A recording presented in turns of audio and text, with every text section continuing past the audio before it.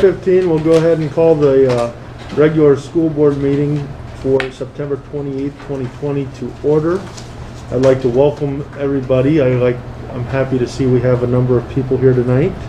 A roll call. I believe we have a full slate of board members here tonight.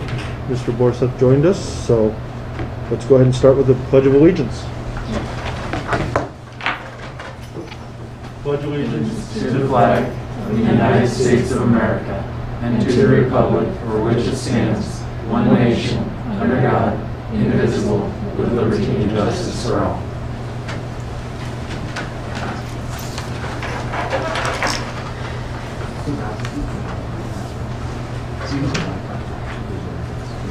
All right, so we'll take a moment and review the I-35 mission statement and our district priorities. The mission statement is the Interstate 35 Community School District exists to develop lifelong learners and responsible, productive, successful citizens in an ever-changing society. District priorities. Number 1 is to articulate and support a cohesive, student-centered pre-K through 12 vision for continuous school improvement.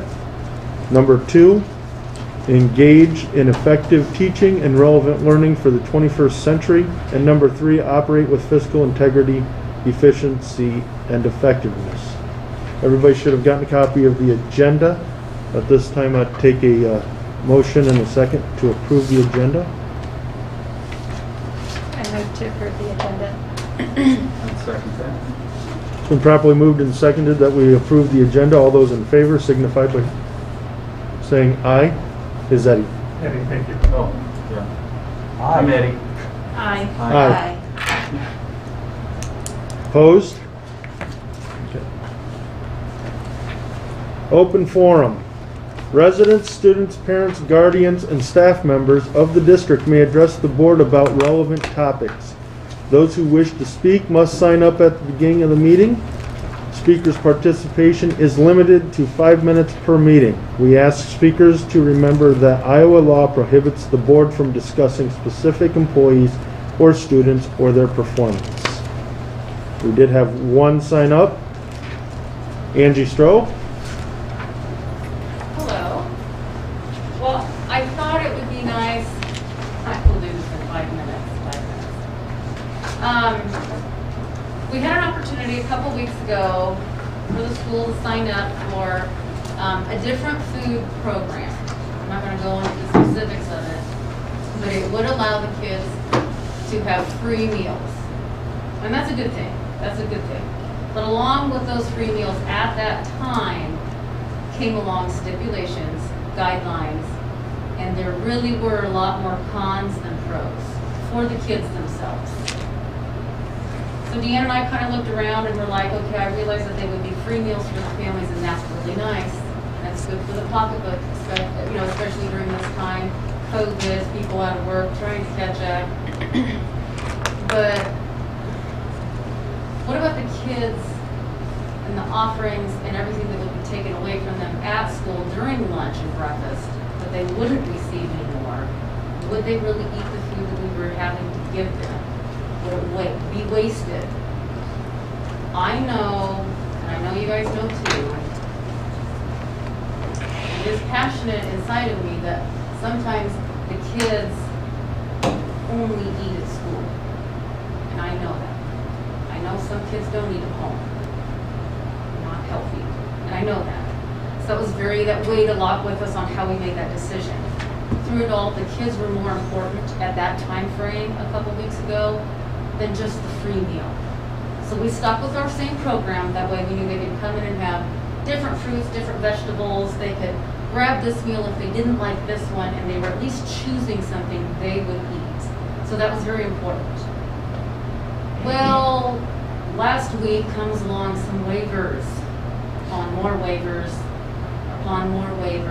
etc., which are good things.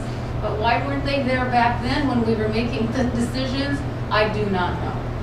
However, they're there. Now what we just found out through a conference call with our state consultant, we can actually switch now to the summer food service program, free meals for all the students of Interstate 35, and they would be free.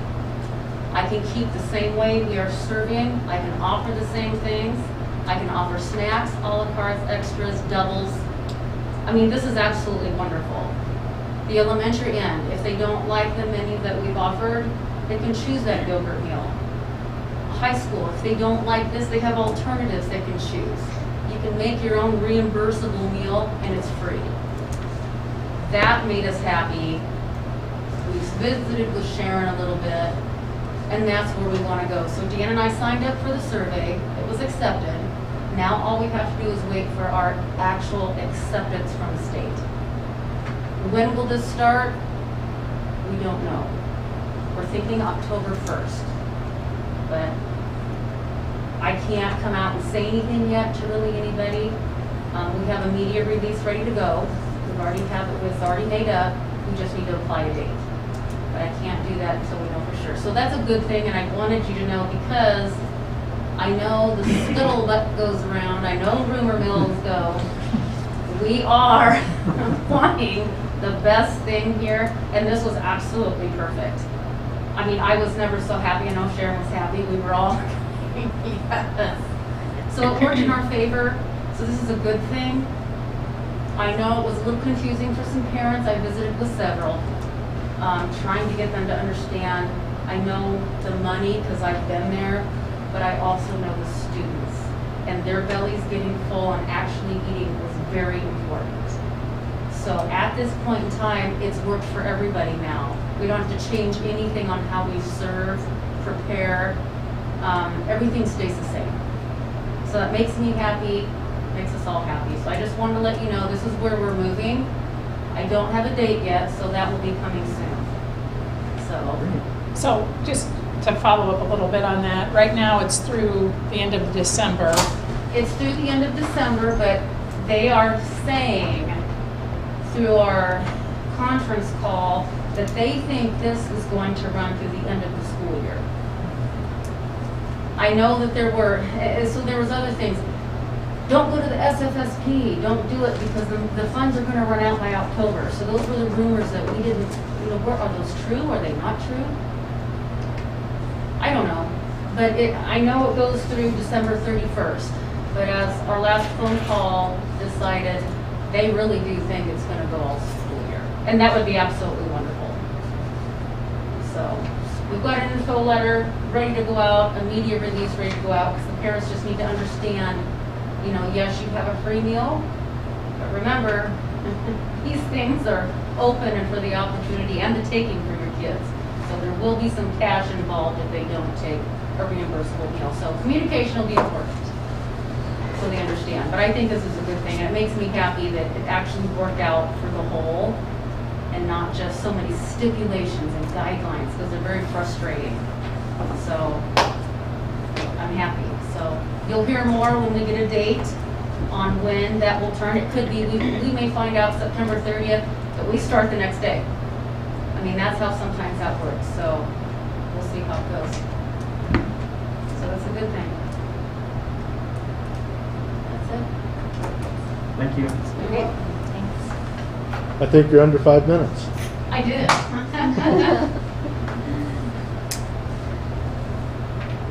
Did anybody have any questions for Ms. Crowe? Okay. Thank you. All right, Education Spotlight. So tonight we have Dallas Gilliland, who is one of our new teachers, but actually comes with a lot of remote learning experience. So we're pretty excited about that. I just asked for him to come in and kind of showcase his class or one of his classes, how it's set up, and then to maybe answer any questions you have as we kind of embark on this remote learning piece of our education this year. So Dallas, welcome. Thank you. So,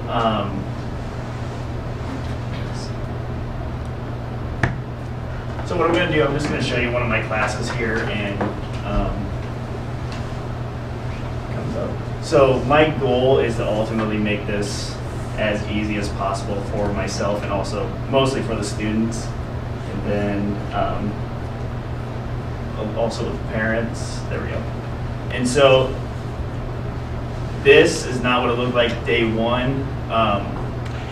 I've been making changes and stuff based on feedback of both students and also other teachers have also come in and just talking with them as far as like what can be done to make it easier for the students. And so what I'm going to do is show my psychology class. So I have it broken down into different units. And so in each unit I have what will be covered in that unit. So the students will describe whatever is going to be covered during that unit. So for example, here in Unit 2, so this is we just finished this one last week. So the student clicks into here and I start out with the standard that we're going to be covering for the unit. And so that's always going to be there for the student and for myself as far as like going back and knowing what standard is going to be covered. And then I have it broken down by days. And then so day 1, the nervous system, and then I have my objective as far as what's going to be covered and then what would determine success for the student at the end of that day. And so when we click on that day, it has my lecture there. So sometimes I'll either give the lecture in class, but also thinking about the remote learners, I'll either record a lecture or find a piece of information for them to either watch so that they can take notes on it. And then I have my assignment down here, and I have it listed Unit 2, Day 1, so that when people are looking at it on PowerSchool, they can see, you know, I'm missing this assignment, it's in Unit 2, it's in Day 1. So they know exactly what they need to go back to and what unit to look at and then what day to look at. And that's one of my more recent updates for my Schoology platform.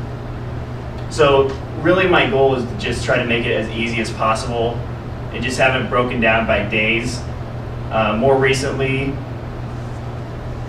so for Unit 3, I have what day we covered it in class. So that helps the kids that are actually in class. They know, you know, when did we do Day 1? We did Day 1 on the 28th. And so that's just kind of an outline as far as what Schoology looks like on my end, and just kind of some of the steps that I've been taking as far as trying to make it as easy as possible for both the kids in class and also those kids learning remotely. So that's all I got. Is there a forum where you can share kind of best practices of how you've managed this and how other teachers have found the best ways to manage this, or is there a good way to share information? We do have a Schoology course on here that people have been sharing some of their information. So I think it's Was the group?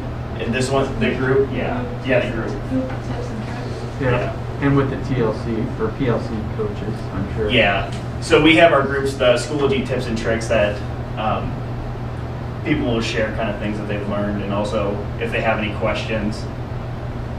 So that's kind of the platform that we've been using for that.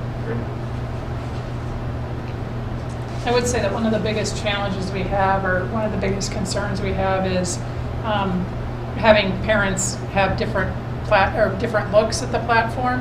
And so Dallas, I think, has been very consistent in how his has appeared, and students have commented that that's one of the easier ones to use. And so as we can continue to work through this, we're trying to pull the best things. Like I'm taking notes because of the 9/28, I love putting the date on there so that they know what day we did it, so that it's even one more step towards what kids, to make it a little bit easier, but still give them independence, that they have to be able to find that. So I have that in my notes to do for my class. So and I think that's the one thing, and maybe you can kind of talk about that just for a minute, is kind of this evolution of how these courses are coming about. I mean, the first of the year, you were basically told to create a class and have a start here page, and now can you tell us what your team is talking about and how you're working on what it looks like now as we're a month into it? Yeah, so we're just really just through trial and error as far as like the biggest feedback that we're getting are from students. So I may put something up there and the students like, this doesn't make any sense, you know, why is it like this? And the biggest thing is just asking, you know, what would be easier for you? And that's really what me and my team have been doing. And then just sharing those ideas between each other. So the students are the main, you know, people behind as far as why we're doing this. So just getting their feedback is probably the most important thing that we've been doing. And once this is set up, does it, like next year, do the same topics apply? So I know first-year teachers all have to get their lesson plans in order. Is this kind of like being a first-year teacher on Schoology, and then once you get your curriculum set, is it a lot of the infrastructure built already then next year, if remote learning is an option next year and everything like that? I'm not entirely sure if it like stays. Yeah, I mean, you can keep it on there as long as you want. So So if you didn't like, you know, I saw he has operant conditioning up there, if that activity didn't work well, he can switch that out next year, but everything else was, you know, solid, then he can keep all that same and just change out the things that he wants to change out. And so yeah, this is the first year for all of our teachers again, which is somewhat of a struggle, but they bring lots of great ideas, and I think that's the benefit is the collaboration that's coming from this and the conversations amongst the teachers. We're still not where we want to be, but I think we're a lot better off than we were in August, so. So I got a question. Will, do you use Schoology? Yes. When you look at it, does it look different than what we're looking at right now? Not terribly different. Of course, it's like different since we don't have like a lot of the same stuff, but it's generally the same. And do you find it to be a fairly user-friendly program? I mean, despite that it is our first year using it, so it's obviously not going to be the easiest thing because we're still getting used to it and stuff. It's, as long as the teachers can figure it out and make it work, it's pretty easy to get the grasp of it. Very good. I think one of the biggest things that we're seeing that's consistent between classrooms and feedback that we hear from students is the definition of when something is due. So making sure that an assignment is clearly dated. This assignment is due on Friday, October 2nd. So when Mr. Gilliland was in his class, you saw over on the right-hand side, there's a calendar that lists those upcoming dates. So students that aren't in school, or maybe they're out of school because of ill or not even quarantined, they could still log in and see, did I miss anything that's due in the upcoming dates? And so that's one of the things that I'll be providing feedback to staff on. We need to continue to develop our practice so there's some more consistency in those. Because if I just list a discussion on my Schoology page, it doesn't necessarily tag a due date in that. Although I want there to be a due date, they've got to read through to be able to decipher when it's actually due. Whereas if we create an assignment to say it is due the following day, then it will pop up in their calendar, which they can sync to their own Google Calendar. And so there's just some little things like that we've got to get a little more consistent. But Dallas's classes, and I know he won't toot his own horn, but that's exceptional. What he has up there and the way that it's laid out is just, it's clearly defined with the standard and the expectation for the student and a due date. It's extremely well done.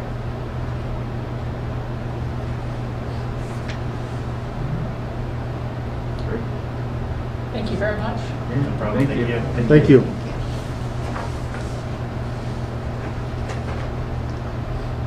All right. If there's no other questions or comments, we will move on to the student representative report. Hello. Go ahead.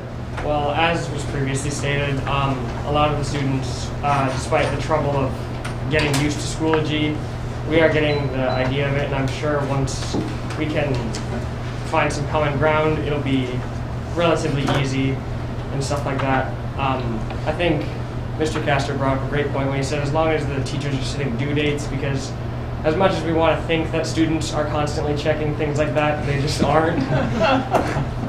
But as long as those things are happening and students can stay on top of their assignments, I think that can go pretty smoothly. Other than that, I mean, students are Everything's going good. Homecoming went well despite the lack of safety as far as COVID-19 and stuff like that. But I think as far as 2 months into school, we're doing all right. Very good. I'll take that we're doing all right. Better than the spring semester? I think so. Yeah, okay, Yeah. me too. Well, you know, there was a lot of unknowns coming into this, so Yeah. I've been pleased with what I've seen. I just haven't been able to experience it, so. Good report, thank you. And thanks for being flexible as you did. It's the students and the teachers and everybody coming back to a different world for sure. All right, if anybody has any questions, we should pepper him with them now. If not, we'll move on to the principal reports. I can go ahead and start off. Again, it's hard to believe that we're in week 5 already. So far, everything seems to be going pretty smoothly. We've only had a few cases here and there where kid has to sit out for a week or so due to an exposure. But knock on wood, we've avoided some of the catastrophes that I think some people had envisioned possibly happening once we all came back. Kids really seem to be excited to be back in the building. Just watching them come down the sidewalk, entering the building, they seem happier than they usually do. I think they're just excited to be out of the house and back in school. But other than that, it's trying to find out what that new normal is. Teachers finding out what it's like to get stuff online, and there are some struggles of how to reach those remote learners. About each section has just about one remote learner. Several of those did come back at midterm. I think we started the year at 21 remote learners, and I believe 7 of those came back. So we're hopeful that by the quarter or two in that the majority of those students will be back with us, and that's all we can hope for. And in the meantime, we'll do the best we can to reach the ones that are choosing to stay at home and making sure that they're able to get the education that we're providing our students within the building. We rolled out our new version of our PBIS prize store this week. In the past, they would come to the library and kind of meander around and choose, and we knew that we couldn't be able to do that, so we're kind of doing like a curbside pickup type option where kids fill out a menu and turn those in. We just started taking those in today, and we have some people that are helping. We're taking their menu, we're bagging them. Thank you to the boosters for donating some popcorn bags that they weren't able to use this year. We bag their prize in a popcorn bag, staple it shut, put the name on it, and we deliver them back to the class. And so we're able to do that, and hopefully it's not overly time consuming for us, but we have a couple classes turn their menus in already today. We've already got those delivered out, so far so good. But I want to hope for that we can continue the success we've had so far. Again, thank you to all of you guys for supporting us through this, and thank you to the teachers and associates who are that are having to live it firsthand and have made a lot of adjustments, and they're being very flexible and very patient, and it's going to be very important. So I got a quick question as far as the elementary goes. How early in the school year do we have a point of where we do some standardized testing to be able to benchmark our kids to We've done our fast. To understand kind of the gap that we're at a deficit at some point. More Yep. likely. So at the end of the year, whatever you call it, it was May-ish, when we were doing a lot of the staff meetings via Zoom. One of the expectations that was asked of the teachers was to create kind of a list of what standards were missed during the closure in the spring. So second grade would write down what standards that their students missed for the third grade in the fall to give that assessment. First grade made one for second grade, and so on and so forth. Each of those grades have given those assessments that the previous grade kind of created for them. They're trying to figure out the best way to compile the data. I've got a few grades that have given it to me. Basically just shy of saying they're all they're all short. Just trying to come up with a better way of describing, like 80% of the students are deficient in these standards or whatever that data might look like. But that's going to kind of help steer a little bit of as far as where we know. Well, we already knew that those were going to be areas. I mean, it's hard to say that if we miss these 3 standards in math, that those, 80% of the class is going to be missing those 3 standards in the fall. They're not going to miraculously come up with it on their own. So we were kind of prepared for that. Fast testing is supporting that same theory. Is yes, they're low. We kind of knew that they would be, but we did get fast testing done in a couple weeks ago already, and now just processing some of that data and really trying to decide what those next steps are from there. But we really have a pretty good idea already what So they're is going the to be fast missing. testing benchmark, like here's where students are this year, and last year's second graders were at this stage, so you can kind of understand what that deficit looks like? Yeah, we haven't truly dissected all the data yet to really see year-to-year comparison, but I think it's going to be pretty obvious as well. We're going to see the results of a 6-week closure, or whatever it ended up being. Hopefully we can recover from that. The one thing, I don't think on the nationwide group data we're going to see as big because everyone had that same absence of learning. So as long as we're on, we're going to have a deficit. As long as our deficit mirrors and matches kind of what everyone else is experiencing, then we know we're on track, I guess. Now, if our deficit is greatly below where everyone else's deficit is at, then obviously we know that we've got some problems to work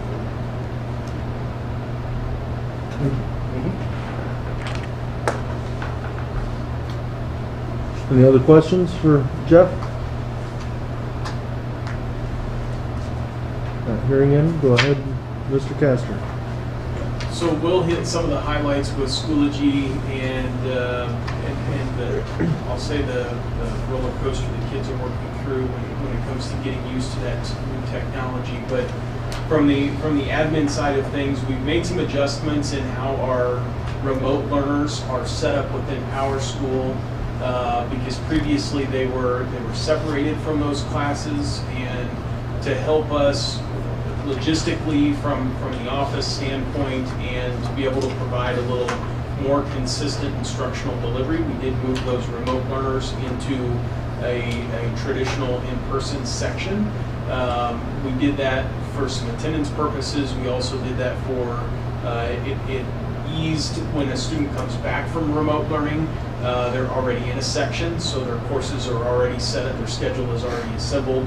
But we were finding that there's somewhat of a gap between what's being asked of a remote learner and what's being asked of an in-person learner, and we want to try and close that gap a little bit. It doesn't need to look identical, but we could be a little closer than what we were being in previous weeks. So that's one of the changes from the admin side that we've adjusted with Schoology and PowerSchool.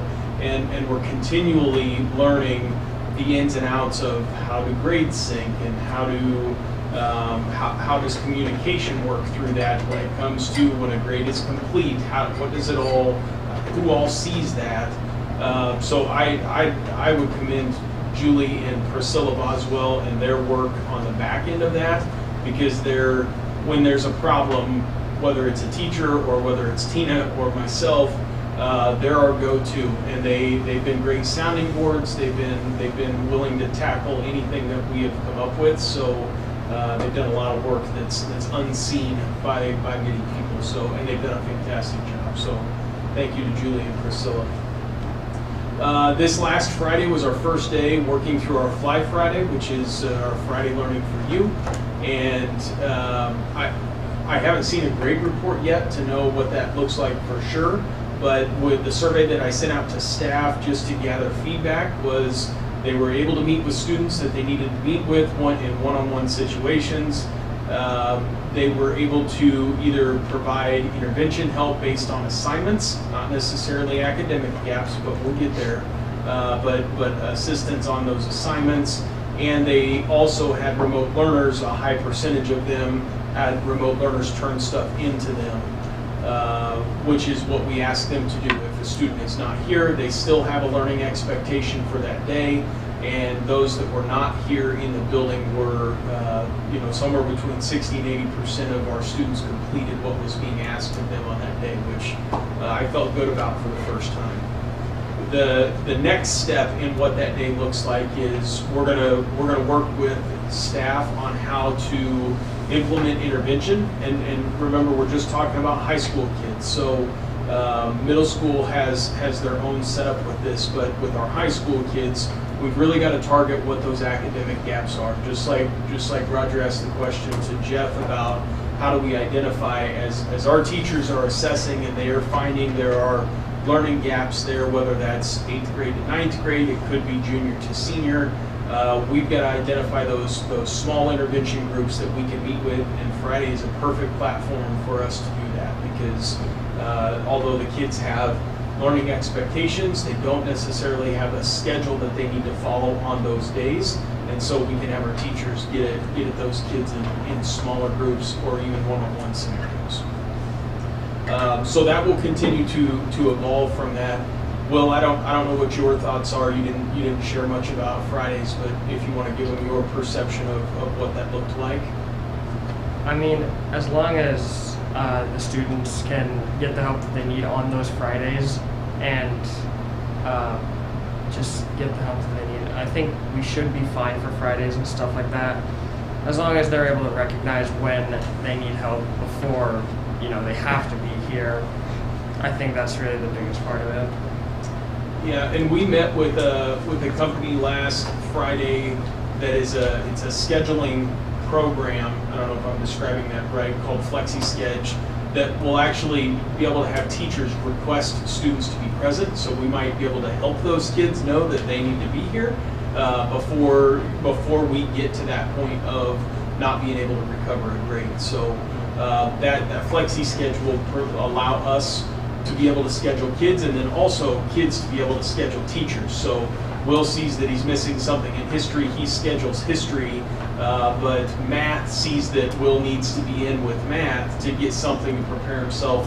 Math can schedule Will as well. So it kind of builds out a daily schedule for them. It also allows them to block chunks of time. So if they need three periods a day to see a teacher or go to the shop or whatever they can certainly do that as well. It also kind of opens the window, whether it's for community service projects or extension type opportunities for kids to be out in the communities or out and about doing those projects. I think the sky is the limit when it comes to that day, so I'm excited to continue to evolve that day. Other secondary stuff, we've got fall sports that are continuing on. I think our communities and our kids are doing a great job of meeting expectations and guidelines that are set before them. So I hope that we continue to do that so we can offer fall sports to our kids. And again, as we transition to the winter, I've not seen those guidelines yet, so not sure when those will be sent on direction. Okay. Any questions for Mr. Castor? Granted, Friday was the first Friday, so would you say for the high school, of course, were a majority of them in school, or half of them out, half of them there? So we made 70 phone calls on Thursday to students who had either 2 Ds or an F on their grade report. So again, this first grade report, sometimes for freshmen, is a little eye-opening because they have a lot going on and a lot due. So that number was not as big as our sophomores actually, but I visited with a number of sophomores as they came in and out that day. We had about 100 kids here for I wouldn't say for the whole day, but in and out for at least a portion of the day. But the 3 or 4 I visited with specifically at the end of the day were here all day long. We're very thankful for that time in which they could go and just ask their questions and not feel as though that teacher's being pulled in 20 other directions. So the one student said, I came in today with 3 Fs and I'm leaving with none. And I said, hey, that's what the day's about. It's about getting done what you need to do, and I hope I don't see you next Friday. And he smiled. He said, well, I don't know about that. Well, so it was good. Good. Yeah. So those students are, like, the student that you just referenced, was that required for him to be there? And if, Yep. if he didn't show up Friday, that's absence? Yep. Yeah, and I think, don't quote me because I didn't ask Tiffany for sure, but we only had one student that was not here that we contacted. And that student, we still had parent communication there, but that student was out because of illness or whatever the case might have been. But everybody was here, which I thought was awesome. Parents were extremely receptive. I split those phone calls up with Mrs. Dickinson and Miss Vogt, and I think those are conversations that parents sometimes know are coming, but they again appreciate the reassurance of this is a day to support. This is a day for us to help, whatever that looks like for your kiddo, not necessarily the other 80% that may not be here present that day. So do you have One another last question? Yeah, So please. going forward, students and parents, should they be expecting every Friday that their kid only has to be here if they qualify for any of those terms? Yeah, so I sent out some guidelines to parents about what that looks like. I don't know, there were 6 or 8 bullet points that described what would qualify you to be here on that day. I would say if a student meets that criteria, then they would be expected to be here. I'm not going to assume that parent's going to read that and say, okay, Aiden needs to be here this Friday because he's getting an F in this. We'll contact home to make sure not only the student knows, but the parent knows. So we emailed the kids, which I thought they did a great job of checking their email. That's not always the case, but we did make an announcement. Everybody needs to check their email because I sent individual emails to the kids and it's letting them know you need to be here because of, and they were responsive, as were the parents. But I think it's important that we call the parents rather than email them because they do get a number of emails, and I just think that helped our attendance rate that day. The other thing that I think is interesting about the Fridays that we realized is we had kids come because they work better here. Yep. They know that about themselves. They came because they worked better here. So we had several kids that weren't on the list that were here. Yep. Which I think is good. We had kids that liked the structure that were here. And then I heard a couple of teachers excited about the opportunity with working with larger groups of kids for extended periods of time. So the one I'm thinking of was we started our new cafe. And Ms. Boyd was talking about the possibility or the opportunity to train kids.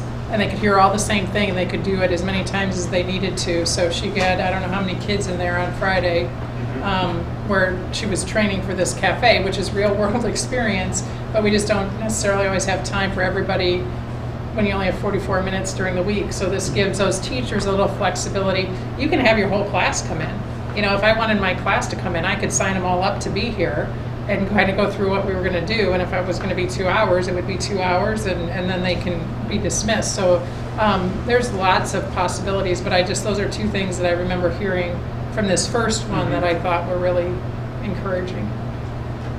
So although some students didn't meet the grade requirement, the DNF list to have them here in attendance, I offered to teachers to make contact with me if they wanted to see additional students. So Mr. Warrington sent me a list of students to contact that were in addition to, and so I did, and I actually didn't get it done that night, but I did contact the parents the next day, and they said, yeah, they're here. I'll double check with them and send them your direction. So again, it was just another opportunity for kids had one teacher who came out of the room at the end of the day and was like, "Oh, I am tired." At the end of the day, which, not that they're not working any other day, but there was a revolving door of kids in and out of that classroom, getting help, getting clarification, and that's what it's designed for. So I was glad to hear that. So I've actually got a number of questions, and they just keep adding up. Did you find kids were here that didn't need to be here in terms of needing help, or even wanting help, or looking for constructive things to do? They were just here to be here. And was that a distraction for the kids that were here for other reasons?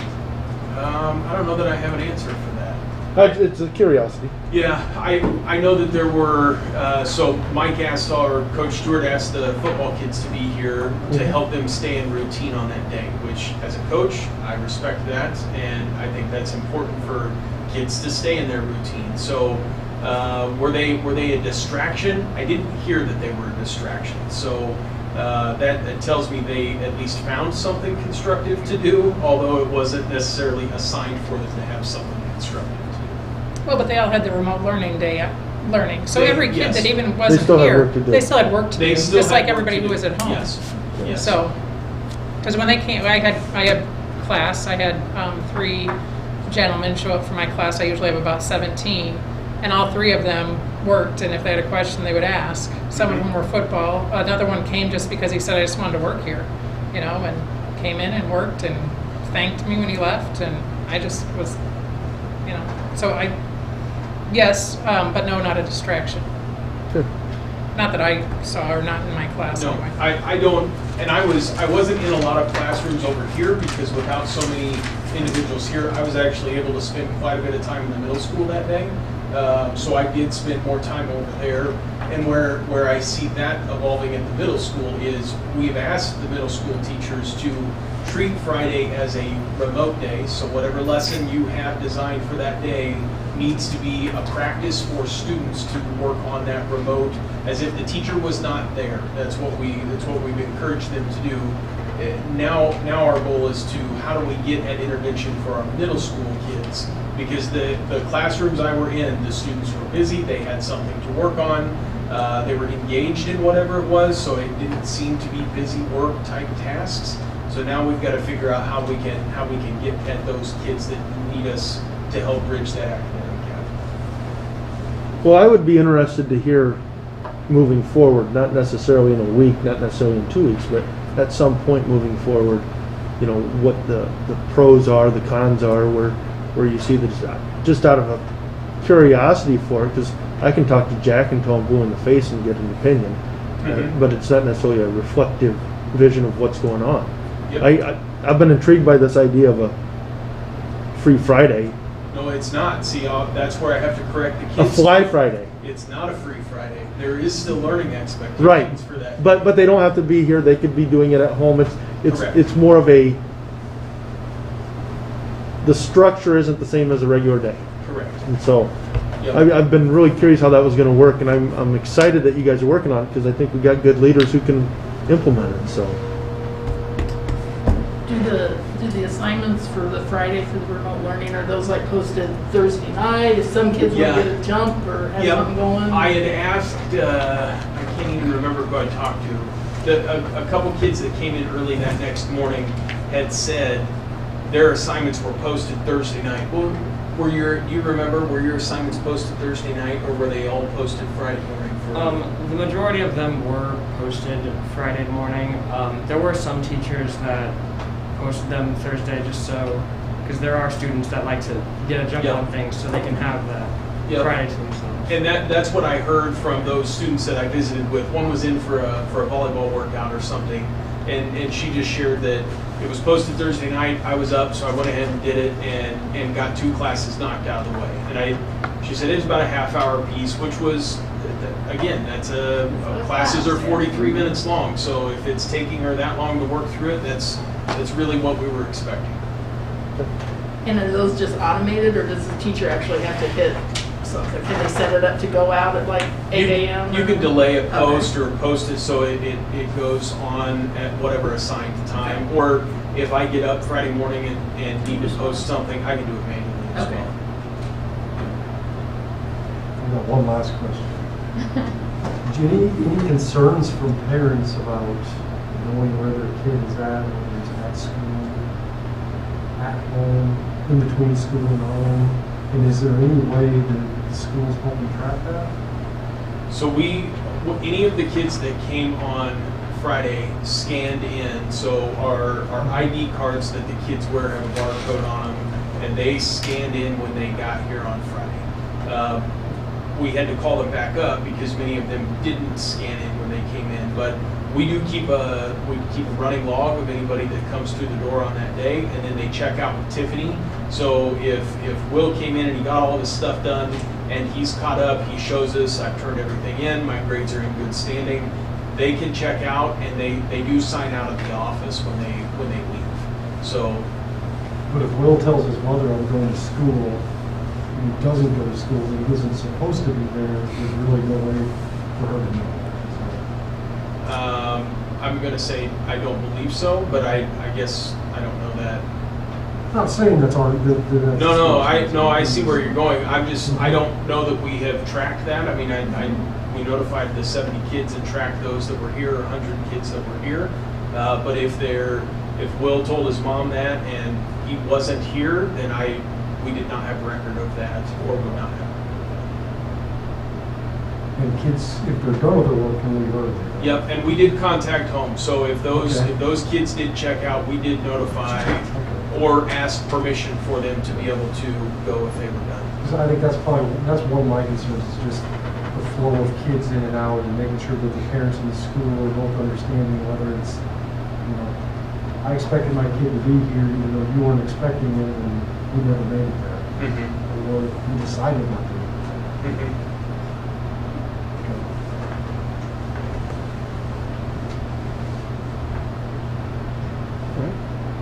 Any other questions or comments?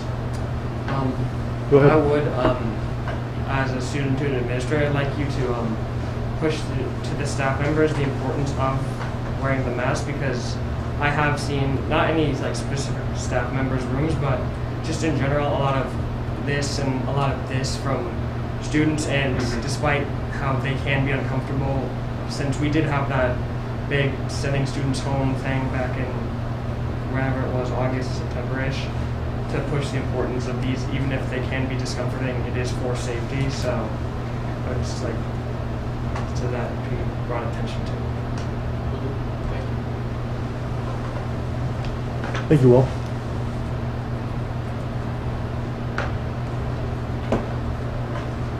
Okay, anything else? Mrs. Dellinger, you're up. Yeah, so I'm just going to talk about two things, and then there's a lot we'll kind of go through in our work session that we've kind of realized as a result of some of our return to learn. We did have a security breach with our Timberline data. I think I shared that with you a couple of weeks ago. We've been in contact with an attorney's office out of Chicago that will work through the process to ensure that our students where there was that security breach are taken care of, and make sure that there's no residual effects from that. And so I know that Jim's group has been working with us on that and kind of making sure that we understand how that's all working. One of the things that we were notified of is that Timberline would follow up for us. And I think as we were talking, and I know Ted feels comfortable with us kind of taking that on, so we know it's done the way that we want it to be done, and we're making sure that it's done so that we can feel comfortable talking to our parents that we took every possible measure and we've done these steps, and this is how it's worked. So I don't know if you have questions. I did include some of the information in your packet about what that looks like and the information we were given, but I just wanted to give you an update because whether we like it or not, I don't anticipate this to be the last time that this happens when we have a third-party vendor. And so I know, Jim, do you have anything you want to add about that? No, I brought information, not specifically about that. Yeah, I know I'm putting you on the spot. Yeah.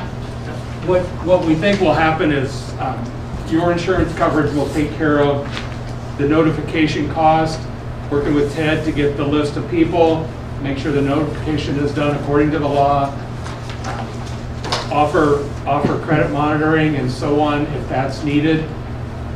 And when we're done, it's probably going to be 18 months to 2 years. We're going to ask the Timberline people to reimburse us for everything, including your expense.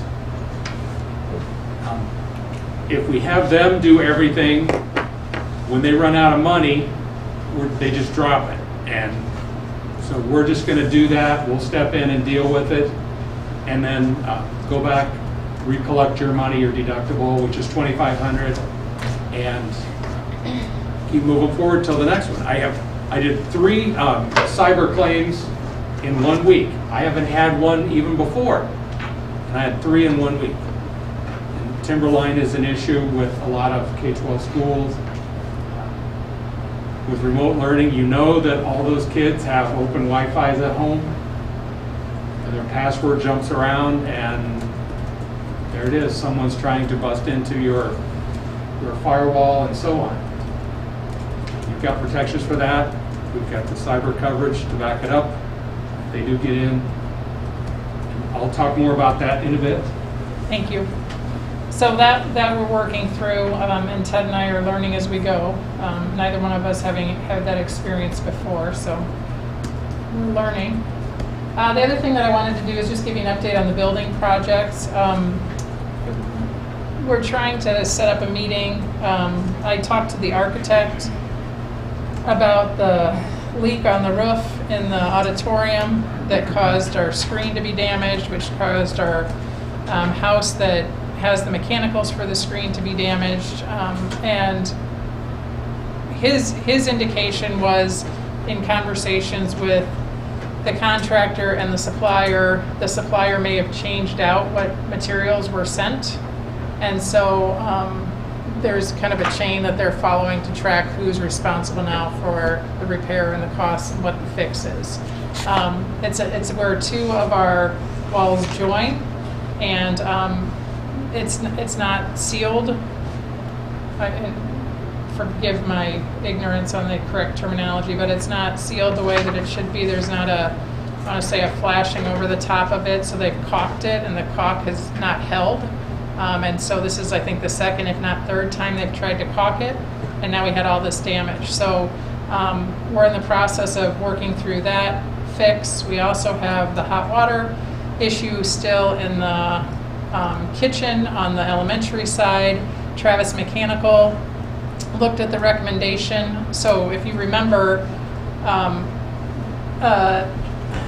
KCL came in and did an audit to find out where the challenge was or where the problem was. They gave us a recommendation. They said for $2,500 this should fix it. Well, so we were going to take responsibility for having our people who were in this building all the time and know our building fix it. And when we showed Travis Mechanical and they actually got up in the ceiling and started looking at it, they don't think their solution is going to fix it. So we're trying to work out a meeting between Travis Mechanical, KCL, and DCI Group so that we don't spend $2,500 on the fix, or if we do, and it doesn't solve the problem, that KCL knows that they're accountable for fixing whatever the true fix is. So that we're not continually throwing money at something if we don't think it's going to work. So that's the hot water down there. And then we also just had a conversation at our safety meeting on Friday about our doors. Some of our door mechanisms aren't working the way that they should. So I know that Rick was going to get together with Doors Inc. and with Ben Monin, because some of the issues are as a result of the construction and some of them are as a result of just how the doors were installed. But when you have a fire drill or a lockdown procedure and anybody can open the door, that's a challenge. So we want to make sure we get those things taken care of. So that's in process. The last thing with the building projects is we're waiting for our signage. We've got everything ready for it to go up. The company that Rick has been in contact with and who we've worked with. I can't remember if he said he got in touch with them this last week or if he's still waiting to get in touch with them, but hopefully that'll be done this fall. I have no idea how busy they are, but we're ready for that whenever they're ready to get here and do it. So that's kind of where we are with building projects, and we'll talk a lot more about kind of spend a lot of time during the week during Return to Learn, so we'll hear a lot about that in the work session. So I have a couple questions. Well, let's start with the easier one. Signage, where's the signage going? All over the place. All over the place? Yeah, so we have signage on the very top of the auditorium on the east side, so that as you come around the corner, you can see the signage from the east side. There's also signage on the front where the lights are on the kind of metal sheeting. There's high school signage to come into the door above the high school door. There's signage to the fitness center. There's signage to the district office. There's signage to the CTE building. So I think that's it to start with. Okay. But it'll be everywhere. And then the hot water issue. This has been an ongoing thing for quite some time. Correct. Do we have any idea how, I mean, I understand we got multiple people involved, but are we outside of compliance right now, or? Yes. Okay. And we've reiterated that several times. But it's one of those things, and I'll say this because I think you guys can all relate, is that the project's over. You know, so trying to get follow up on some of these things takes an inordinate amount of time as far as I'm concerned, when it should be something that they're obligated to do so that we can function the way that we're supposed to function. But that doesn't seem to be the same speed at which the companies are that we're working with. Okay. My challenge is that... Is there anything we can do? Well, the challenge is, and I told this to the group when we were talking about the auditorium, is can we come up with a solution to fix it? Yeah. Can we replace everything? Yeah. But then what if it continues to happen? I mean, it shouldn't be on us. It shouldn't be part of our obligation to fix the things that should have been fixed before the building was turned over. Now, with the water, and we've talked about this, and I don't agree, and I know, Roger, this is part of your profession, so bear with me, but the idea that we have to pay extra to get hot water in our kitchen, when we had hot water in the kitchen before the project started, just baffles me. You know, I continually have this conversation with the team, and their argument, or their position is that when you're doing a remodel project, there are a lot of unknowns, and you plan for those unknowns. And so they had planned for them as best they could that were reasonable. Well, that doesn't help us have hot water, right? That doesn't help us be able to meet what Angie needs to do when an inspector comes in, and we need to have hot water in that kitchen. So regardless of what the logic is, why it's not where it needs to be, I will pay for it. I mean, we've told them that. But I don't want to pay $2,500 if it's not going to fix it. That doesn't make any sense. So I'd want them just to say, you know what, we think this will fix it, pay the $2,500. If it doesn't work, we'll have somebody down there the next day and we'll figure it out we'll be there until we get it to work. I mean, if that's what they would tell me, that'd be fine. But that's not what we're trying to get them at the table so we can have those conversations and hopefully get some resolution sooner rather than later. But we've been working on this since March, maybe even before then. Yeah, but when the inspector comes, they'll give us a time frame of Yep. 15 days, 20, 30, Yeah. and We won't have a choice. I'd like to get it done before they come because we Yeah. need the hot water down there. But But when the inspector gives us the time frame, DCI is not obligated to fulfill that time frame. right, nobody is. Nobody We is. are. We are. We're stuck on us. Mhm. Yep. So when we were accepting public bids, we had to always take the lowest bid unless there was a reason. Can we Correct. file these as reasons somewhere? Yeah, I so think that you can other report school these. districts- I mean, you can report these, but again, it's, Well, I don't know. yeah, exactly. I And mean, who, can we tell somebody that these guys, I You mean. can tell anybody you want, really. I mean, there's no general ledger out there that, besides usual regular business for contract. Yeah. I didn't know if there's like a school bid site that we could just say, hey. well, I mean, you know, word of we- mouth, if somebody calls me and says, how'd it go? I'd be like, well, Right. you know what I mean? But then again, I think there's a lot always going on with a building project that, And part of it is, you got to start from when you originally contracted. You have one party is responsible for the original contractor. And it sounds like we, differently on that between the designer and the general contractor, and that creates a void that all this is being put in the hole, and nobody takes the ultimate responsibility. I hear that often. No, I know exactly what you're talking about. There is no extreme ownership. There's a frustration there that is a long-standing one for me. And I don't mind sharing that frustration with all of them. So when I talk to them, they know that there's that. Well, but again, it's I don't have any leverage. I don't have any money that I'm holding. I don't have any. I mean, it's all paid out. So we'll keep working on it. all right. Well, thank you for staying on top of it. Yeah. I want it to be right, so if there's issues with inspectors or even health issues involved. Yeah, I mean, that's really what it's about. That's the main thing right there. Yeah. So.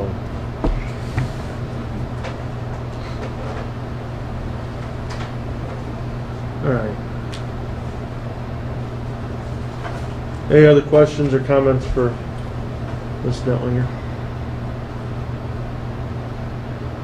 Now we'll move on to our discuss and approve the consent agenda items. We all received the past meeting minutes, the board bills and financial statements, which I believe there was this addendum placed on the desk. We've had a few resignations and contracts, and I'll go through those real quick. Angela Miller was hired as the health associate. William Babani, is that correct? Hired as an evening custodian. Angelique Holtz hired as a daycare associate. Stephanie Edwards hired as a middle school associate. Heather Geddes hired as a high school student helper for the daycare. Shauna Roberts hired as a high school student helper for the daycare. And Nicole Kimmel resigns as an elementary associate. And then we all should have received the open enrollment as proposed.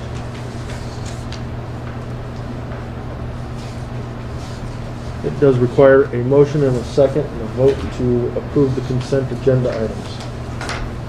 I'll move to approve the consent agenda items. I'll second. Go ahead. It's been properly moved and seconded to approve the consent agenda items. All those in favor signify by saying aye. Aye. Aye. Opposed? Okay. Items for discussion. The first topic is discuss and or approve the purchase of a website and app service. So this is a ongoing conversation at the administrative level. For the last 4 years, I want to say, well, 5 years, since 2015, we've had our own website, meaning we had a company called Websites to Impress that created our framework for us, but we're responsible for everything with that. Anytime we want to make a change to that, we have to pay for whatever that service is. So about 3 years ago, maybe 4 years ago, there was a lot of conversations at the state level about having websites be ADA compliant, making sure that students or that individuals with disabilities could use and access the website in a way that was meaningful and could relay information. The other thing that kind of stems this conversation is, at one time, even at the board level here, we've talked about how do we communicate with our families, and we know that we have the website, but not a lot of people go to the website, and our website doesn't match with the phone necessarily, so it's very difficult to navigate our website on a phone. And so, and how are we communicating? We don't have a local newspaper, except for the one that goes out once a month, which isn't very timely. We have Power School, which we can send out alerts to parents on, but we want to use that for emergencies, but we also have lots of information to communicate with families. So how do we do all of that? So we've been digging around and looking at different apps, that really looking for apps for the school. We've seen other schools that have used them and had lots of success with participation and engagement. And it also, the conversation was, how do we get to all of those social media avenues in a timely manner? Because if I'm on Facebook but I'm not on Twitter, how do we make those conversions and get all that updated so everybody's seeing the same information regardless of what social media platform parents may use or on the app? So that conversation has led us to Aptigee, and so Julie and I met with Aptigee. We met with, what was the other company called? Final site? Final Site. And you want to talk a little bit about kind of what we've done, and then we can talk about what we're recommending? I'm sorry, what was the name of that one? Aptigee is one we're kind of like we recommend. The other one was Final Site. Final Site? Yeah, Final and Site, S-I-T-E. I met and talked to both of them. Their Final Site, I think, we really focused more on the website. You know, the mobile app was, their mobile app was more in a beta stage. You know, they did make the mobile app to do the outreach that we would want with the social media. Their version of that was more in a beta stage. It wasn't quite as developed as the Aptigee. I know Park Community uses Aptigee. They've used it for the last 2 years. I reached out to their superintendent and they had very positive things to say about it. I think it's Zyra Elkhorn also uses Aptigee. I reached out to them and they said, they said the company is very good to work with, very flexible, had very good things to say about them too. A lot of it has to do with reaching out to our community members. When you think about people that are researching our school and wanting to come down here, how much money we get per child for them to enroll in our district, I think a lot of this would kind of help offset some of the costs. But our current website is not only ADA completely compliant, but it's very out to date. There's open links on it. I was just kind of, as far as Facebook goes, we have 15 different Facebook accounts that are associated with our school. 8 of them are out of date. They're not kept up currently. On Twitter, we have 19 different Twitter accounts associated with our school. It's various clubs. That's not even counting teachers. It's just clubs, organizations. And out of those 19, 10 of them, their posts are some are like 3 years old or at least over a year old. So if you think of people that are going out and looking at us as a district, no matter what social media site they're on, they're not getting current and up-to-date information. They're not getting a good reflection of all the good things that we have going on here in our community. I'm kind of new to Instagram. I just kind of got on it this weekend. So far, I've only found one Instagram account that's associated with our school. But what I've been looking and noticing, Facebook, we get a lot of parents. Twitter, we're getting our staff and alumni. And Instagram, I think that's what the kids are using, the students are using. I've gone and talked to a couple of different classes, and I've showed them the different things. They like it. They say that's where we need to go. And feedback I'm getting from the students. So our intent is to recommend using Aptigee, and really the reasons. When we first saw the cost, it was obviously sticker shock, but then when we compared it to other websites, it's pretty comparable for a yearly cost. The first year is an additional setup fee, which is half of that $16,000. But we also get some marketing or branding work done for us with this and the company. And this is what they do, right? This is how they make their money. But they sent us an example where they have our information already included and what it would look like. So this is what they will work with us on, even about our school, that we can share with new families, new parents. So it actually hits several of the boxes that we have. How do we communicate in a timely manner? How do we make sure everything's up to date? How do we make sure that it's all user friendly? How do we make sure that we're branding and marketing the things that we value? And it all lets us house it in one site. One person doesn't have to do it. So everything, we can have students send Mrs. Cordick posts to be approved. We can have teachers send posts to be approved. So it has to be funneled through someone, but Mrs. Cordick doesn't have to be responsible for trying to get to every basketball game or football game or school board meeting or whatever. Anybody can submit that stuff to her, and she can put it through as a post and reach as many different groups as we want to. So we're asking that you approve the purchase of that website and app service for this year. I don't know how long it takes to, I think it's about 6 weeks from when we approve it to when we would actually be up and running. So maybe around Thanksgiving break. I'd say maybe more Thanksgiving, Christmas. Yeah. Might be closer to 8 weeks by the time we get everything. Because we have to do a little cleanup on our information that we send them that we want to put on the website. How easy is it to add things once you have that initial setup? I mean, is it going to take up a lot of your time, do you think, or? I don't think so. I think it's going to be a lot easier to keep things current and up to date. I think we can set it up so things, I don't want to say fall off, but, so it's more of a continuous, this is current, the news is no longer news. It could be. Okay. What I've seen in the mock-up, it looks like it'll be fairly easy to keep and maintain. And once we post it in our app, once we put it on our app, then it also updates our website automatically. So it's not like it's in isolation. You can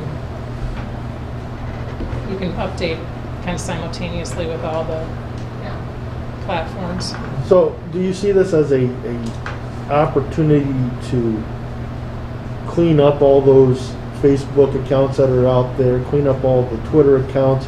Because you're right, when I need to find something, I don't remember which account I saw it in, and I'm not savvy enough to remember to type in exactly where it was, so I end up going through all of them. Ideally, definitely we want to get rid of those accounts that are no longer up to date. But also, every one of our sports teams has their own account. Well, with this, they can send it all through the school.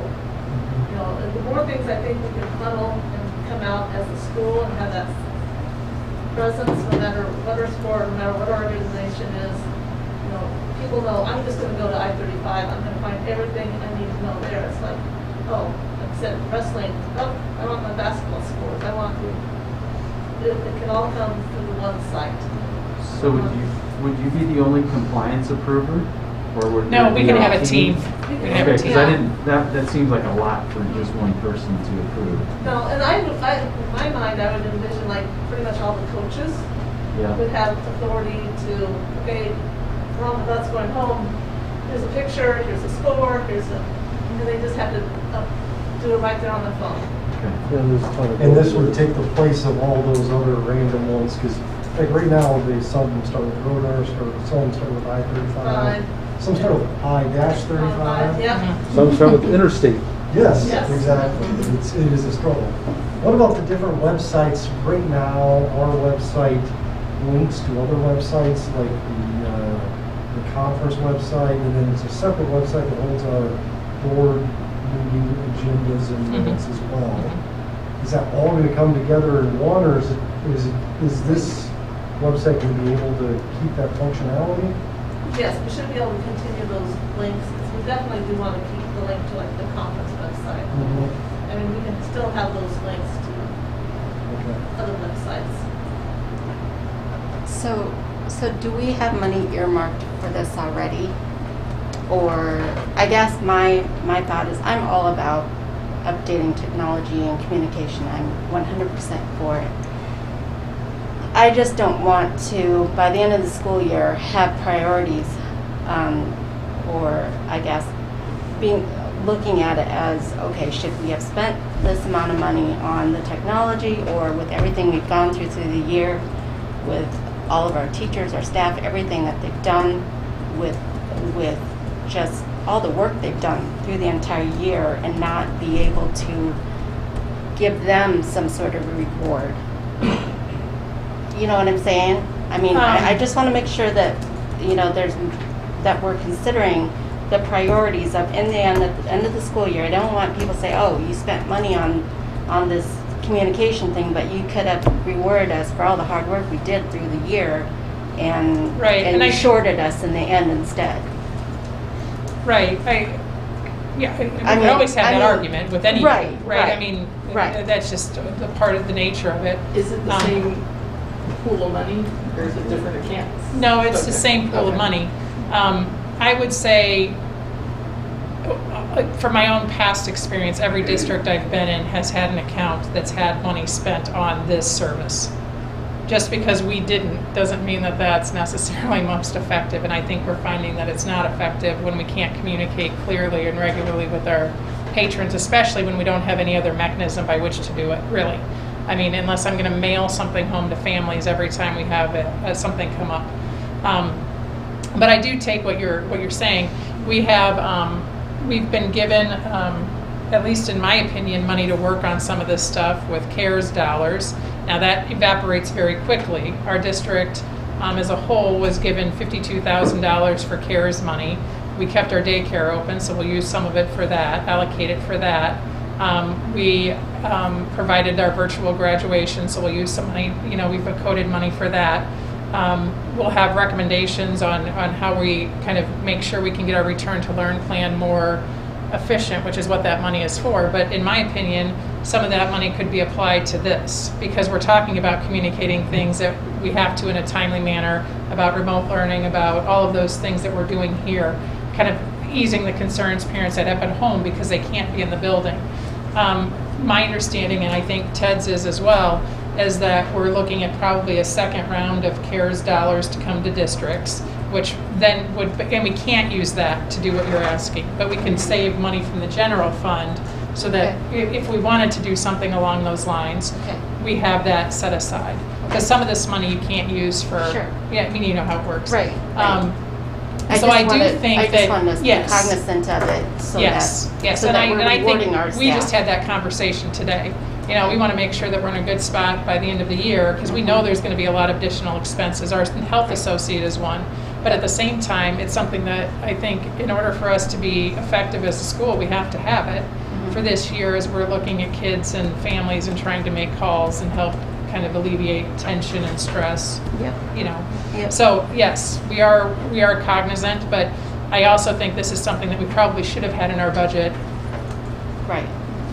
for a long time. So it's not what I would say an added expense, it's just, I think it's more necessary now than maybe last year until March, right? And I think that just really kind of hit us in the face, like, how are you gonna do this? So, Okay. So I see, I looked through the examples that you sent us, and, I thought it looked like it would be a very friendly thing to use. And I actually look at this kind of the same way that I looked at when we went to one-to-one discussions that we had. I mean, that was a large chunk of money, but it was something that we desperately needed to do to get our students into a spot where they're learning like a lot of the other kids in the state. And so I kind of see this is the same thing. If we can make our online presence more welcoming, then I think the money's well worth it in my opinion. Now, to your question, what's it going to look like down the road?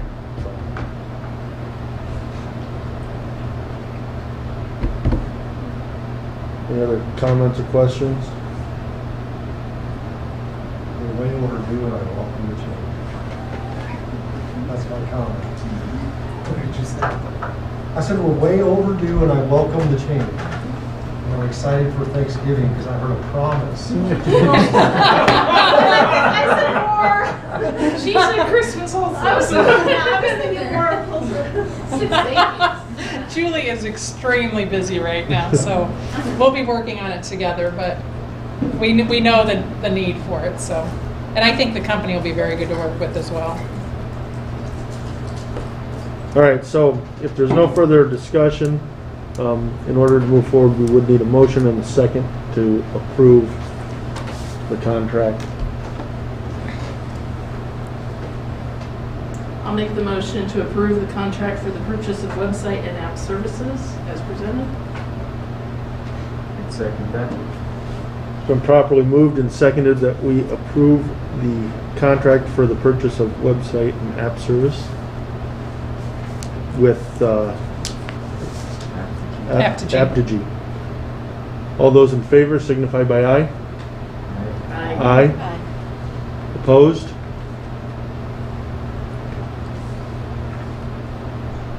Okay. Insurance review. Right, so at the request of the board, we invited Jim Lane, who serves as our insurance rep, to come and kind of give an overview of the insurance we currently have and kind of our approach to this. Yeah, please.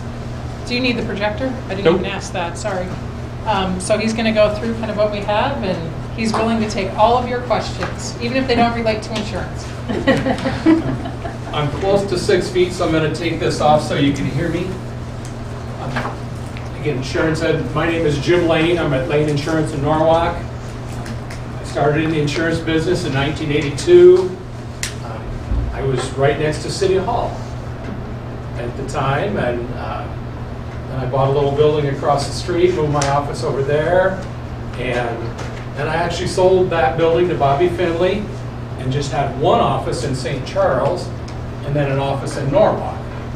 And the difficult thing of having two offices down here was technology. It was always easy to be down here because Interstate 35 had internet. What do you want? Well, in Norwalk we had AT&T, which was Quest at the time. You could maybe run a line over there. It'd be $500 every 100 feet to run it from here to there. If you want to hook up, it's $500 a month, and they were killing me. But anyway, we got that done, and here we are 30 years later almost. And I've always enjoyed working with the folks.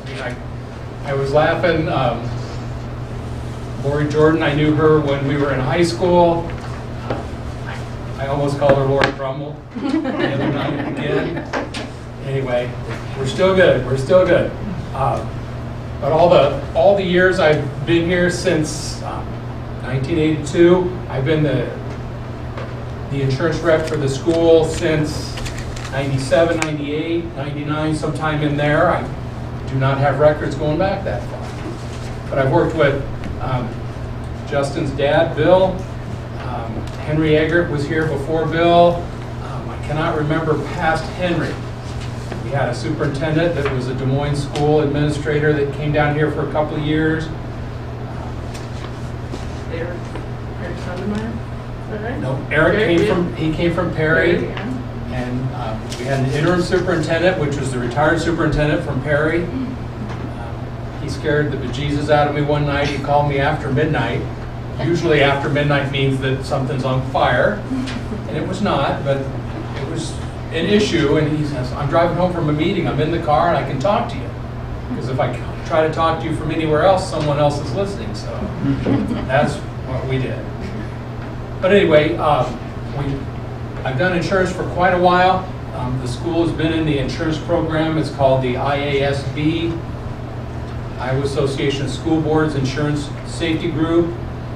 The safety group is organized to charge a rate in advance, and safety is pressed all the time. We try to drive losses down and return money when that happens, and we're successful doing that. The last couple of years we've not been successful in doing that, in that we've had several storms. We just had the derecho come through, but before that we've had several storms. Also liability claims with some molestation issues. Those type of claims used to be 100,000, now they're 3, 5, 7, $1 million, $1.2 million and up. So those things are happening. Those things are driving up rates a little bit as we go. I could talk about claims and fun we've had. I shared one earlier as I came in. About 3 weeks before school started one year, we had a roofer doing a roof job, and they got 3/4 of the way done, not realizing we had internal drains on the lowest roof level, which is right above the technology room, which is the computer room, is what they used to call it. And they just laid the roofing material over the drains. So when it rained over the weekend, it got to be 2 or 3 foot of water up there, and we had water coming in. Of course, technology and stuff. 3 weeks before school started, and we were able to open school. I love to say we. Your staff opened school correctly. We didn't have carpet down in a couple of the rooms, but everything else was good and going. We had a really good time doing that claim. I can talk about worker compensation. The school's done a great job with that in all years except for about 5. At one point we had some struggles, particularly in the transportation area, and our experience modification, which is a whole nother hour of discussion, which I won't bore you with, causes your rates to go up. We had a frequency and a severity claims problem in that area. We attacked it from EMC standpoint, from staff standpoint. We worked on that, and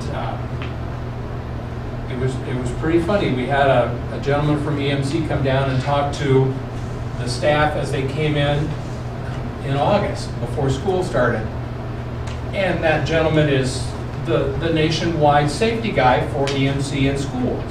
When there's a tough problem, he goes in and looks at it and tries to figure it out. We got done with this discussion. He used a lot of statistics. I'm not sure staff survived it. Ted never did tell me. I think he was sleeping too. It was terrible. Jim goes with the statistics. Jim Stotzer is his name. But we went outside and looked at where the problem was, where we were having most of these issues. He wrote a nice report, sent it to Dr. Feeney, and when I called 3 or 4 days later to see what he thought of that, well, it's all done. We haven't fixed it all, but we've got it all organized. We're going to fix it. We're going to do these things. Boom, boom, boom. And we got rid of that issue. Our work comp expense has come down. Your insurance cost has come down. I would say we were at about $100,000 of insurance cost in the year 2000. And we are at about $157,000, $158,000 now.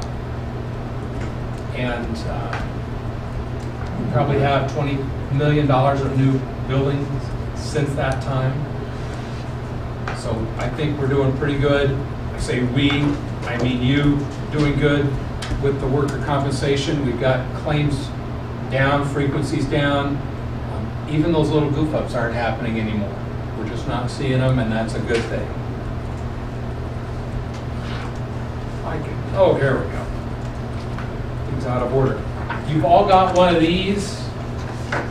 I could spend an hour going through this. I'm going to do it in about 10 minutes. If you have a simple question, interrupt me. If you have an in-depth question or you want to talk afterwards, we can either do it after this meeting or set up a separate time and do that. Now we're looking at the coverage. This is just a summary. Your insurance policy is 420 pages long. This is 8 or 10, so this does not include everything, does not describe everything. We see. I do have probably a pretty simple question. Yes. As I understand the health insurance, I'm new to this whole school thing, but health insurance is separate, right? Yes. And we were in the ICEBA trust, which is a cooperation of schools to pool to get a good rate, and Yes. they worked with Walmart. This is very similar, as I understand it. We're pooled with a number of other schools, and they work with EMC. Is that right? Or We're not pooled, but yes. the risks are pooled from EMC's perspective. We use EMC and we're able to negotiate better coverages by having 300, I think there's 310, 12 schools this year. EMC has about 300 of those. There's 8 or 10 that are separate. Okay. Got it. Yes, pooled is not the term. That's a term in our business that we don't like to use. But you all have your own insurance policy. But our risks are combined? When we want to do the dividend, yes. Do the dividend. But They're- for underwriting risks, it's all just I-35. Yes. Okay. All right, thank you for that. We price it individually. It goes up and comes back down based on your experience. Gotcha. Perfect, thank you. Yes, sir. I was talking about building and contents coverage. We have $37 million of coverage. Building contents, and for your school system, for I-35, it's almost all right here. It's here, CTE building. We've got the bus barn out there, and that's about it. In the old days, we had school here, New Virginia over there, St. Charles up there, and we had more of a spread of risk. It's all right here. So we've done a couple of things. You can see a little further down, it says additional coverages, replacement cost protection. We've got a 20% limit in there that we can go above that 37 million if we would have a loss, and it would take more than what we estimate it would cost to rebuild the school. When there are serious losses, you can't buy a 2x4, you can't buy shingles. Right now, you really can't buy shingles. I've got a couple of contractors, and the guy says, I'm ready to shingle a house that I'm building brand new in about 3 weeks. The back order's February for my shingles. How am I going to do this? That's why he's the contractor and not me. But we've got that. Business income is, besides the building, is the most important coverage in here. If you have a loss where we cannot have school here, this $5 million limit allows us to rent other buildings, obviously not that available in Truro, Iowa. If we have to borrow rent in Winterset, from Winterset schools, from Clark schools, from Indianola, wherever that might be, we're still going to have to get our kids there. So the $5 million would help us to rent, lease buses, whatever that is, whatever the time frame is. We're going to have to pay more bus drivers, and so on. That is what that is for. And that's very important if we have a super bad loss where school can't happen here anymore. That's a big deal. Going down the list, I could go through every one of those and spend 10 minutes, which no one wants to do. Do we have sign coverage, Jim? For like the electronic board out front, and then those signs that are yet to be put up? Or is that included within our It's on property? the signs are part of building, and contents is part of the blanket. When they used to be $1,000, we weren't concerned, and they're not $1,000 anymore. Yeah, we put them in there. The next page is general liability. This is for staff, or excuse me, not staff, the public coming in and out of the door, slipping and falling on ice. I'll pick on architects a little bit. Why do they have the water come off the roof, down the side, right out onto the sidewalk? I don't get that. They're working on it. Some of the new buildings are not that way. But we have people slipping and falling. We are serving food every day to the kids, and so on. That is what a lot of this coverage is. We've got $2 million of coverage here. I've got more later to talk about. This is where our teacher corporal punishment type coverage is. Our abuse and molestations here. Intellectual property rights is here. We do have one sports book publisher that trolls one of the social media sites, and when he finds a coach, will say, boys, and he'll quote, some coach will say, boys, we need to do this, and quote this book. He will send you a letter, or his law firm does, that says he wants $100,000 for quoting his book. The next week it's 50, the next week it's 10, and then it still stops at about 8 or 10. He wants money when you quote his book on Twitter or anything. It is just ridiculous. But we have those claims come up. We include volunteers, board members, employees in this area. This is a lot of libel and slander. When you say somebody's a dirty so-and-so, that's either true or it's libelous, and this is where we get those type of claims. We have automatic coverage if someone would purchase a drone for the school. Now, I know once in a while the kids want to bring their own drone, fly it over the football game or the crowd at the football game or in the gym. With discussions and safety, that can be done. Just it shouldn't be a student deciding to do it from the stands. It's a discussion item. This year we did include violent response coverage. If you were to have, a shooting, something tragic in the school, violent response coverage is an amount of money that allows you to hire a company to be your, your public relations type of discussion. The attempt is to get that off of staff a little bit and have one person that deals with that. It doesn't happen, it was $186 or something like that. It was not very much. But having a professional be able to come in at those times, because you're all going to have other things to deal with. That was our attempt at that discussion. What about traumatic brain injury? CTE, we do not have an exclusion for that on here. And we have had a couple of, I always say the insurance program has had a couple of players injured. One was football, one was not. I can't remember what the other one was, but it was not a football. It was soccer is out there and volleyball and wrestling. But it's not excluded, right? It is not excluded. The next page, I've got vehicles listed. In this area, we've had 2 or 3 claims a year on average. We back into something every once in a while. My safety recommendation is to take reverse out of every vehicle the school owns. It's undoable, you can't do it, but that would be a good thing. We've got a $2 million limit of coverage. I've got more coming up here in a minute. We include coverage for the vehicles that you own. When you hire a vehicle, we have liability for that automatically. We have non-owned liability coverage. For public entities in Iowa, when a teacher puts a student in a car and drives them from here to St. Charles, it used to be more common when we had the 3 different centers. That vehicle was the school's responsibility for the liability part, right off the bat.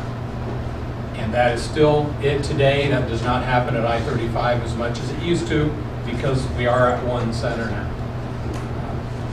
We have physical damage when you rent vehicles. I believe the ag folks go every other year to Denver or Oklahoma or somewhere. I know Denny calls me and says, I'm renting a 15-passenger van, and I tell him he can't, and then he laughs and says, oh yeah, I remember. We've got the higher physical damage, and about 8 or 10 years ago, we were able to start adding replacement cost on buses. So a bus, from the time you purchase it new until it's 10, 11 years old, we are able to put replacement cost on that. So if you pay $80,000 for a new one, we are able to maintain that $80,000 of coverage for about 10 years. Losing one bus is bad, an older bus, because you got to buy a new one usually, and that's more expensive, more than what we're going to pay. We're going to pay for a 5-year-old bus as an example. With replacement costs, we're going to pay the $80,000. I don't care if it's 4 or 5 or 8 or 9. I'm going to pay you that $80,000. That should be very close to a new bus. That's a pretty good thing. We have 13 of the buses on replacement costs right now, and I believe there's new ones coming. 2. Two new ones, and we've got a couple of older buses that are going. They're trying to go. Trying to run, that's right. Trying to run was the description. Well, I think so if you guys remember with the grant, we have to we have to dismantle the buses that we're getting rid of, right? We can't even sell them, so just, Because of the energy. yeah, because it's about, yeah, something, we have to dismantle it or, so yes, we won't have to worry about those two. Put them up for sale? No, we can't even sell them. Good deal, good deal. The next page, it says crime insurance toward the top. This is coverage for theft of money. We've got 10,000 of coverage here, which would be, collecting money as people come into the basketball, wrestling, football, things of that nature. The amount of money is not that much. 10,000 should cover any one time that we have out there. The next section is employee dishonesty coverage. This is listed at 200,000. We do have a grid to look at. Ted and I have talked about that a couple of times. This year we increased that from 150,000 to 200,000. Budgets are sliding up and becoming a little bit more every year, and that causes us to increase that a little bit. Now the school has segregation of duties and all sorts of good things that your auditor loves. And that means that we have someone deposits money, someone writes checks, a different person reconciles the checkbook. Correct, Ted? And in the best of worlds, that's the way it works. Once in a while that breaks down for unknown reasons. And we do have claims in this area. I believe the school had a claim in 2010. We were able to cover that and pay for the audit and get things reimbursed to the school and keep moving. We have forgery coverage. Forgery is very, very rare coverage. And I did have a claim last year on an account. They had sent a check for rent to someone, and before that check got from here to there, someone got a hold of it and deposited it in a different account than where it was supposed to go, and we reimbursed those people for that, and they were able to pay that rent check again and keep moving forward. But that's the first time I've had one of those. Where we all get more concerned is computer and funds transfer fraud. This would be where an outside person, not a school person, but an outside person would get your credentials at the bank and try to move money from your account to their account. Usually that's overseas, Bahamas, Caymans, and places like that. We have 200,000 of coverage here. The school does, I believe you have a callback issue at the bank so that when no one can electronically say move money from here to there without the bank calling and saying, hey, what's going on? And that's our defense in that area. We include faithful performance. There is a requirement that school boards be bonded, staff be bonded, and that faithful performance part is included in that. The next page, worker compensation, is used to be more than half of your premium, is now down to almost a third. Doing very well in that area. This is estimated based on payrolls. Ted estimates at the beginning of the year, and at the end of the year, the audit comes out and we figure out what the actual payrolls are and adjust up or down, depending on what those numbers are. 4 years ago was 170,000. Yep. That's 57,000. Yeah, it was bad. Those 4 or 5 bad years in worker comp was just atrocious. But EMC stuck with it. They came down and figured out how to help. The school did a good job. I came down, I think, 3 times and talked to the staff. The third time, they'd had it with me. Don't come back. They do not come back. I had my best jokes. Even then, they asked me not to come back. We'll keep moving. The next section that you're most interested in is the public official's liability. This is the coverage that protects you for your decision-making liability. Sometimes the term directors and officers is used with this similar coverage. Our coverage is more than just directors and officers, but it is using the same terms. We've got a $2 million limit. I got more coverage coming up in a second to talk about. We cover claims for obviously monetary claims, employment practice. We include non-monetary claims, which are the education plans. Is it AEP? IEP. IEP, and every once in a while, the school will have one of those plans for a student, and it doesn't fit, doesn't meet the parent wants or needs. And there's another state agency that will sue the school on the parent's behalf. And EMC will defend. In the meantime, we're all trying to figure out what will make those parents happy, what meets the student's needs, and so on. Those claims can run up to 40 or 50 grand very quickly. That type of coverage is basically, we're trying to keep your budget in line. Those are very rare. Finding that coverage within an insurance policy is very rare. Our defense is outside the limit. Is that unlimited? The defense outside, is that unlimited, or It's is it $1 unlimited million? for everything except the non-monetary claims. Non-monetary claims is limited to the $2 million. Okay. Is this a shared limit with the EPL, with the employment practices? Yes. Yes, I got more coverage coming in a minute. Okay. Outside directorships, every once in a while, as a school board member, you're asked to join the Mid-Iowa School Board Members Association. And you're the vice president, the president of that association. You might have staff be on different groups. And we give coverage for outside directorships, as long as they're nonprofits and so on. You direct staff to be on one of those, we have coverage. We hope that that group has its own coverage. But once in a while, that coverage is not enough. And we always want to be able to protect your staff as you see fit, and this is one way how we do it. Employment discrimination is in there. We do include some coverage, $75,000 per claim for fringe benefits and salaries. If you've ever had to fire someone who sued you, they want salary and benefits for whatever time, and that's not covered by the regular policy, so we've included that as an additional coverage here to make sure that we're able to help with that.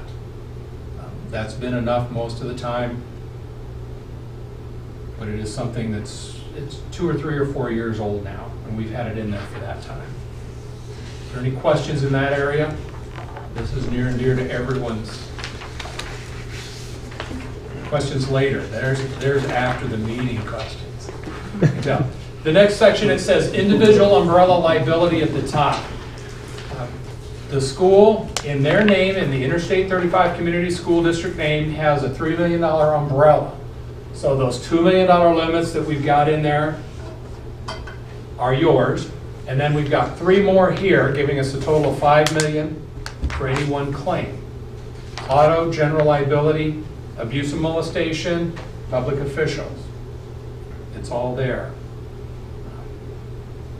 We've not had a claim in this area, thankfully. The next page, it says pollution liability at the top. This is basically coverage for the janitor's closet, has a whole lot of chemicals in it. About 20 years ago, we figured out that schools were buying these 50-gallon barrels of floor stripper cleaner, and at that time it was toxic and had a flash point and so on. Now it's not. But at that time, we developed something called Rehab the Lab, which we now call Chemize. And about every 5 to 10 years, EMC will come around and visit. They'll go to the janitor's closet, they'll check the science labs and the above ground fuel stations for any problems or damages. But what we find when we check out the science labs is we'll have bottles of stuff in there, chemicals, that the label's fallen off. And sometimes they don't know what that is. The chem lab folks are pretty good in knowing that that bottle and shape is probably this. And every once in a while they will stop and they will send a full list by room, pictures, everything, and say, this should probably be removed. And Clean Harbors will send you a note and say, we will remove these items for $8,000 or $10,000 or whatever number. And my funniest story in this area is a school to be nameless had a whole lot of chemical in one cabinet with nothing on it. All the labels had come off, most of the stuff. And the Chemize people thought, this is that, and that's probably that, and when you mix those, shut the doors, backed out. They had a water problem at that school the next day because we had to get the bomb squad to come down and move that stuff out. It happens once in a while. We find that stuff. Doesn't happen anymore because we've been to every school 2 to 3 times in the last 10 or 15 years. So that's a very good thing. And with the way the cleaning chemicals are today, we're not finding those 50-gallon barrels of toxic chemical with a flashpoint. We like the no flashpoint stuff. At the bottom of that page it says group excess. I don't want to use that pool term again, but we have an umbrella. The school has their limits, and we have one umbrella for all the IASB schools. And that's about 300. That's $15 million per claim and $30 million per accident. So if one school or 2 schools would have a really, really bad loss, we could dip into this 15 or 30 million to defend them and pay. We've never been there, but it was developed. The reason it was developed down in, was it Phoenix? Not Phoenix, Tucson, Arizona. Had a bus accident. Their school system had a terrible bus accident. It was about a $20 million loss. They only had $10 million of coverage. So they said, we'll just bond that $10 million. $10 million to the city of Tucson, no big deal. Unless the state says no, that's a one-time must tax, one-time assess for that. Can anybody imagine if you had to go out and assess your school district one time for something? We don't want to go there. So we developed this coverage. I say we, the folks that run the program developed it, and it's there for those once-in-a-lifetime things that happen. We pay, the I-35 school pays about $1,400 or $1,500 for this coverage.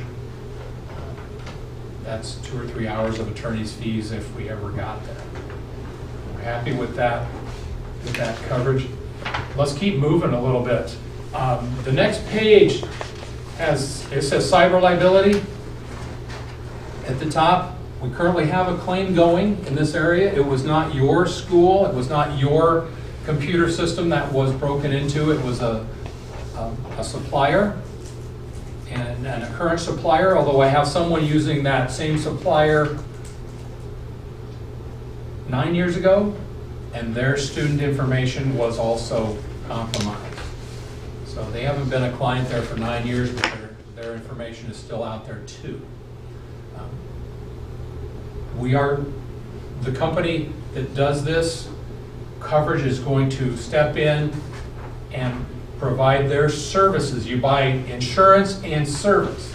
The service is the law firm. The service is their phone bank. What they're going to do is they'll develop the letter with a law firm that complies with the state of Iowa. They will send that out. It will say, if you want credit monitoring, for example, call this number. If you have questions, call this number. The point of that is to get that out of your central office and get it over there. People want to call and I want credit monitoring service. They're not calling Ted or Sharon, they're calling this 800 number. And that's a phone bank, they're ready to go. You need credit service, you are with I-35 schools, yes. Name, particulars, done. I will send you an email confirming this, blah, blah, blah. And it gets it out of your office, out of your building. The point is so you can continue on doing your jobs. The coverage has got cyber threats and extortions. You all hear about people getting their information locked down, and they want $1 million of Bitcoin or whatever that is to let you back in. We would rather not have you all sitting here on a conference call with some criminal trying to bargain.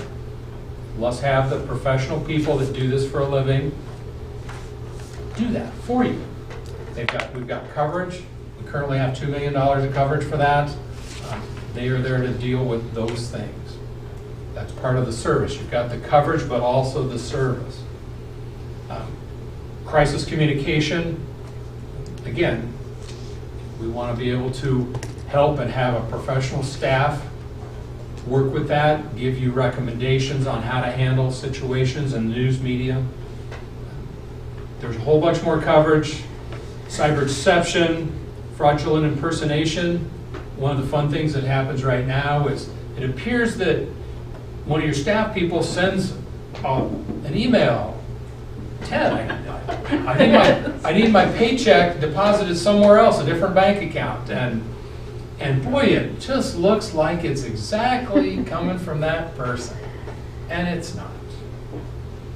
It's gone around a little bit. The ISB, I know there's a website that lots of the administration's on and stuff, and I know that came up right away and it was out there, so everyone's paying attention to that. Computer crime, telephone hacking. There was a nice school system put in a new telephone system, and whoever put it in didn't lock it down. You take your firewall down, install it, put the firewall back up, and there it is. They forgot to put the firewall back up. Someone from China breaks in, wherever they are, and routes every long distance call till they get their bill through your switch, and runs up your bill. I mean, those folks had about a $50,000-$55,000 phone bill after just 2 weeks. So that coverage is there. Again, does it happen very often? No. Is it going to happen to you? No, not on purpose. But if it does, we've got a little bit of coverage there. All that's included in there. Questions in this area? The next page, I'm a sales guy. Ted always wants this page, so I've included the pricing. It all breaks down. You can see cyber liability, $2,500. Worker compensation is $57,000.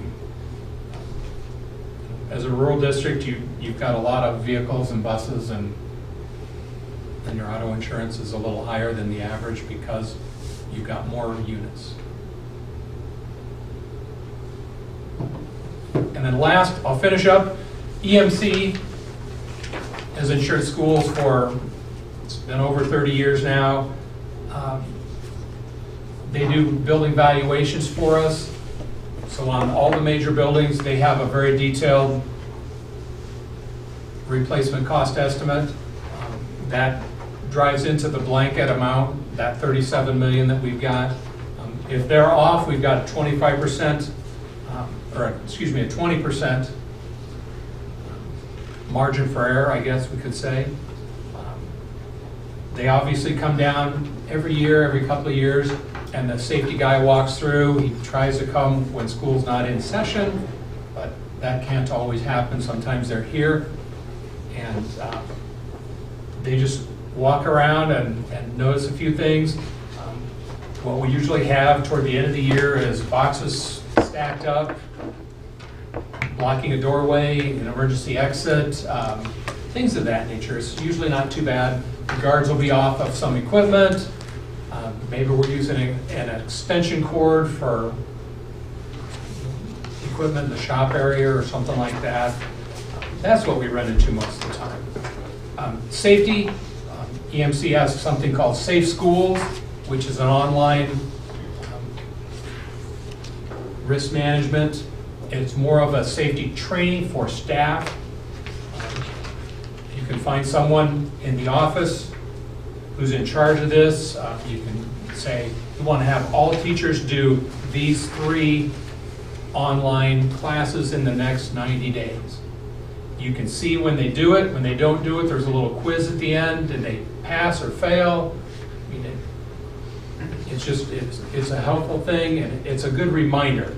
We're not going to teach teachers how to teach. That's what your jobs are. But we're there to remind them of certain things. Lastly, work comp. We've worked on that pretty hard. No matter how much safety and everything we do, you do, people still get hurt. And we take care of that. That's what we're here for. I've got quite a mess going. I went fast. Questions? Is volunteers included under the definition with the employee dishonesty? Yes. Okay. Yes, and the board is included in there. Sharon, have we taken advantage of the online training? No. Okay. Would that be something that, like, I don't know, like Rick or something too, would you, or Bobby, some of the directors? Yeah, or- I mean, EMC comes down and does a safety walk. Is it yearly, I think? I think they come yearly. And then as a result of that, I know Rick lines up, conversations. I wouldn't say it's this training though. He might have somebody from Hilliard come down and show our team how to use the equipment properly so that we don't have workman's comp claims as a result. So we've not used this, but Okay. we do training with our with our support staff, but not on some of these things, so. Yeah, and is it IASB? I believe they sell some services like that online training. And you must do that online training, and nothing else qualifies for the online training except the training they sell. I pick on them a little bit. But anyway, it is there. It's not something you just turn on and do. You develop a strategy a little bit and start using it, and annually, people don't have to do one every week, one every night. Just every once in a while, having people do some things in some areas. When you see other schools with issues, when they make the news, you can say, gosh, I've seen that on EMC. Safe Schools got something we could have staff do. A good reminder. Because most people, when you see it on the news, go, I would never have done that. And if those folks that did it would have been reminded, they might not have done it either. That's the thing. We just try to avoid it if we can. We do the right to know through EAA, with all the chemicals. Oh, yes. Yeah, some of that training we're required to do every year, but it's not this one specifically. When is the dividend and calculated? Because we weren't really in school, none of the buses were on the roads, and personal car insurance, State Farm, they're giving back big refund checks because of the usage has been down, the miles have been down. Is EMC thinking about doing something like that? The dividend calculation is coming out. It's already done, and the loss ratio is way over 100%. Really? Yes. It's not bus accidents, of course. Oh, sure, it's deratio and all those. It's several large liability claims, 2 million plus claims, storm damage on buildings. I mean, I saw a school building burned down.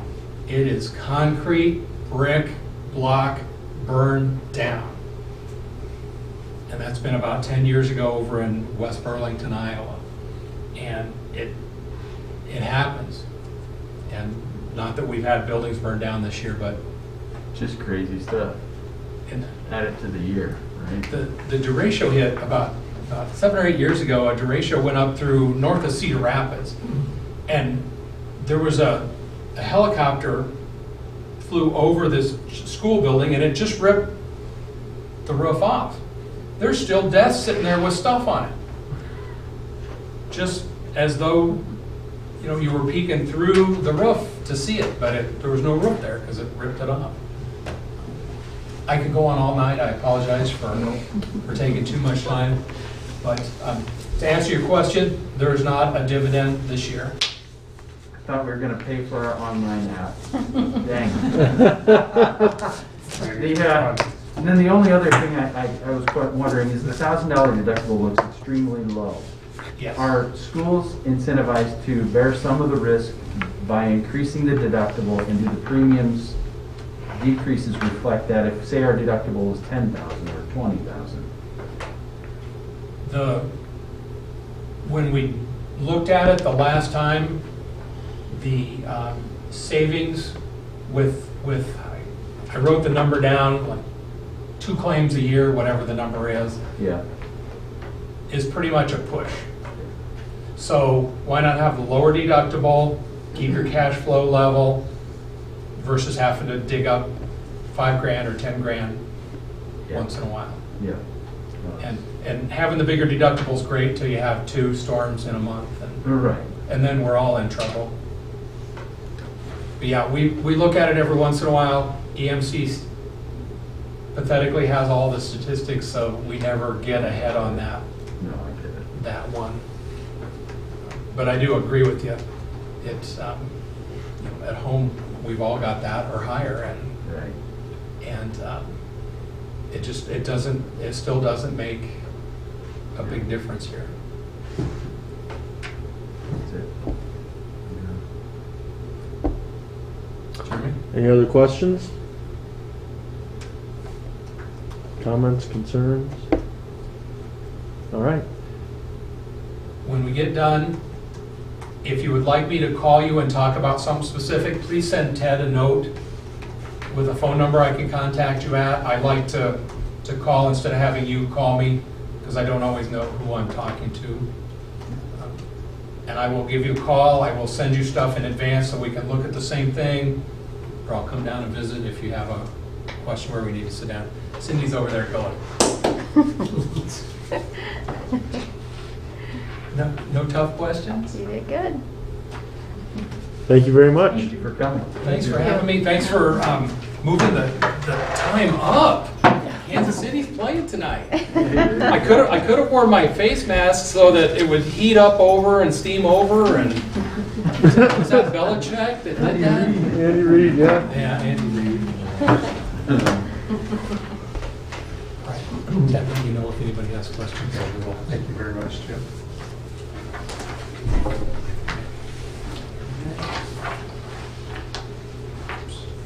Thank you again. Thank you. Thanks. Just don't fall before you leave.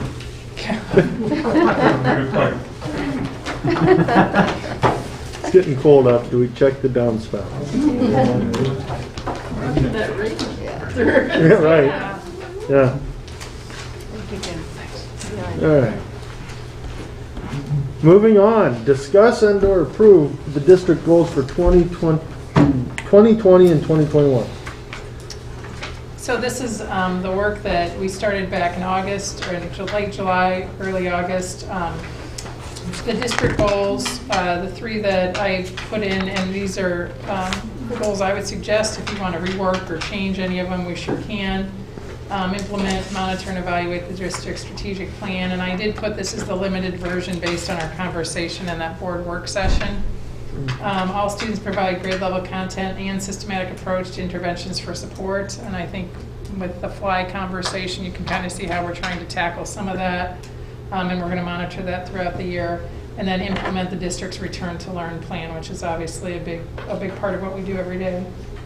My goals work to solidify a culture for support for teachers and staff, the implementation of the strategic plan, and then evaluate and recommend things on the district's return to learn plan based from everybody that reports to us, which we'll talk about later. when, I'm smiling at Brandy because we have conversations almost daily about guidance, so. The professional learning goals, those are the same. We are really emphasizing that collaborative inquiry model this year and getting our teachers one step closer to that with the conversations we're having in our grade level meetings. And then on the back side, I have those focus areas that we talked about, both the ones that you had suggested in our board meeting and the ones that we feel we need to have moving forward for our return to learn plan, and also to be moving in the right direction for some of our other initiatives in the district. So I'd ask that you approve those goals as presented so our administrators can create their building goals or solidify their building goals accordingly. And if you remember, these will all be on the weekly updates I send you with updates on what we're doing in all of those. So the only exception will be you won't see all of the strategic plans, you'll just have the ones that we're working on. So you'll get updates on those weekly. No, do I remember correctly? Did we give you more than you had asked for? No, I think we talked about several, but we took the ones that you guys, I think there were about 7 or 8 from the whole collective group. There were some repetitious ones, so I just put them on once. Gotcha. And some of them are the ones that we know we need to keep doing. Any comments or questions on the district goals?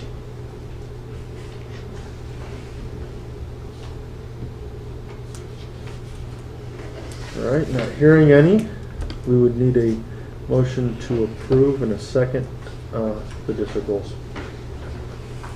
I move to approve the district goals. Second that? It's been properly moved and seconded that we approve the district goals for 2020 to 2021. All those in favor signify by saying aye. Aye. Opposed?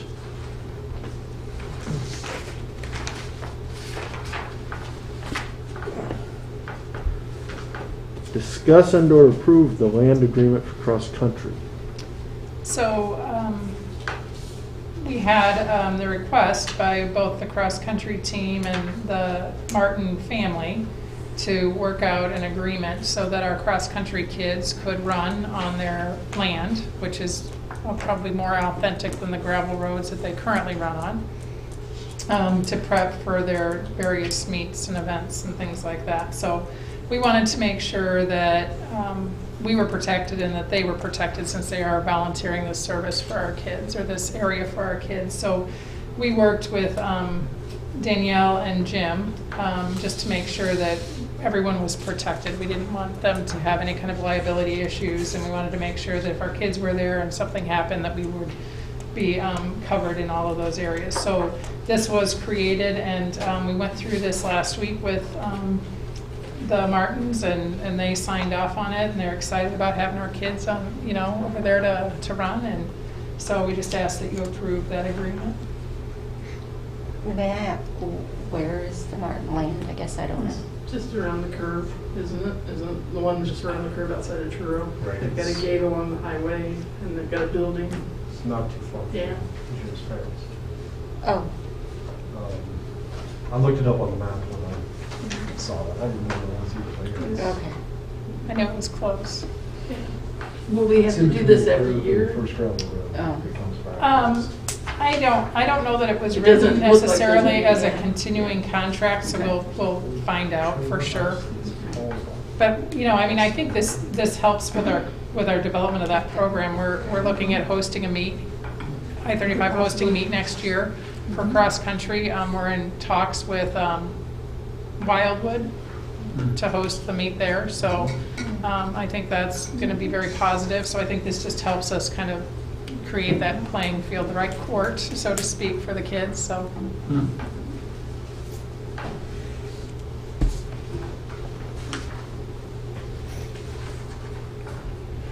All right, is there any questions or comments on this? If not, I would entertain a motion and a second to approve the land agreement for cross-country. I'll move to approve the land agreement for cross-country. And I'll second that. It's been properly moved and seconded that we approve the land agreement for cross-country. All those in favor signify by saying aye. Aye. Opposed? All Pretty right. exciting, right, Will? No more gravel dust? And thanks to the Martins. Yes, for- yes. For collaborating with the school, so. All right, the Now it's Car- the TED show. Car Certified Annual Report FY20. Did it get any more exciting? But Did everybody get their reports and look at it? It's all in the. It's in the- Every line. Line by line. How much do you guys want to go over? The things that you think are most important. Okay. So do you remember what we went over last year, Ted? Well, we looked at the treasurer's report because that's the one that we're required to certify, but we actually certify all of them. So, So do you want to start at the treasurer's report? yeah, let's just look at it. Okay. I noticed on the right side that we completed these certified on Friday afternoon, so that's why I sent them out to you on Saturday, but look at that one, I'm trying to pull it up here. There shouldn't be anything under the custodial funds. It just duplicated the trust funds, so that should just be blank. Yeah. So if you look at the first row or the first column, I mean, the general fund, we improved our balance there from the beginning to the ending balance. Can all of you see your reports? Okay. Yeah. The student activity did drop a little bit. Let's see. Actually, that stayed pretty steady. Management fund increased because we increased our levy that year. So that was expected, of course. And the main expenditures out of there are usually early retirement. Early retirement and then the insurance that he provides. Gotcha. EMC. Okay. And that's also where we're gonna, never mind. Isn't that also the fund that we're using to buy down? No. That's why I stopped Sorry. talking. I didn't want to confuse myself, but I'm like, that's not right. But, What do you mean for? I had started, so I It was sounded like. so shady when you said, never Never mind. mind. We'll take this offline, Ted. Yeah, we'll remember this. We're not doing it all. I was processing, I'm like, that's not right, I should stop. Or Before I ask our my auditors question. come in November. I'll have it Or perfected check all before of this. then. Yeah. And then the same fund, we spent more there, so we borrowed from the Pebble Fund. That's why we're doing the borrowing in a few more agenda items here. So I think 123.5. And that's just to get us through the report, through the end of the year, and then it'll be fine. But, so if you add the two together, we're still above zero, so that's good. We'd like to see those numbers get larger, of course, in future years, but that's where we are today. And considering all the construction that we've just gone through, I think that's good to be at zero. It can't be higher. I mean, it's good. This is, in theory, the 600,000 that we carved out going forward every year. We have that, we kind of allocated that off, right? Right. For Yeah. maintenance and for different things. Right. Yeah, okay. I think 585,000 goes towards the revenue bond payments. Yep. And then anything over and above we could use for those things. Yep. And then the Pebble Fund as well, and that's like 440,000, I think, this year. Debt service, that's where all of our debt payments are made out of. The general obligation bond money goes into the debt service fund, which is Fund 40. So when the property tax money that comes in for the GO bonds, that's where it goes. Saved money, we transfer that, say when we bought buses or any type of lease, we just transfer that money over to the debt service and pay it out of there. But it's, those are funded out of the Save or Pebble. The GO bonds are put right into the debt service, so that's why that's so large. And that's hovered right around 60,000, 55, 60,000 in recent years. Enterprise funds, they took a hit. That's the nutrition fund, the lunch program, and the the child care fund. And obviously, we still provided child care, but we didn't have the revenues. We did get some offset from, we got $4,000 a month from DHS. And then we put CARES money towards that through June 30th, so anyway. So, and I'm also glad to hear that we're doing the lunch program, because that'll give us a better reimbursement, and our fund is depleted, so that'll be good for that, because you get better reimbursement, and that's what we need. Trust funds, that's our scholarships, that stays pretty steady. And then the custodial funds should be zero. That just printed off from the state website, so apologize. So that's that one. Is there anything else you want to see of those? So what number on here keeps you up at night, Ted? Actually, the one that you want to take care of is the general fund. And it would have been nice if that would have been more steady, because I think we could have paid for a few more things out of save to make that happen, and then we probably wouldn't, but we can adjust that this year. So, would you agree, Shem? Yes. Ted and I have this conversation probably monthly. So anyway, then, would you like to see any other ones? Or are they pretty self-explanatory? Or?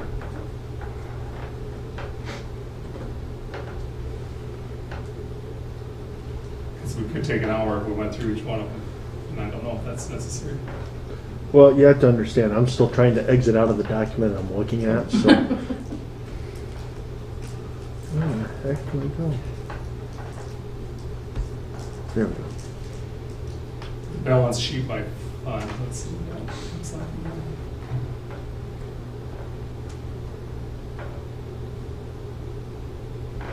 And that just shows the current, where we are today. It's kind of one sheet. It shows all the funds, one across the top. So the annual report is the budget crosswalk, transportation, annual transportation report, expenditures by all funds and by individual funds, revenue by funds by source, SES conference, is that? The specialized supplement. Yeah. There you go. And the fiscal year 20 balance sheet and the 2020 treasurer report by fund. So those are all the CAR reports in the treasury, or the SES. And these are what you have to submit? Yeah, we certified all those on Friday. Okay. So.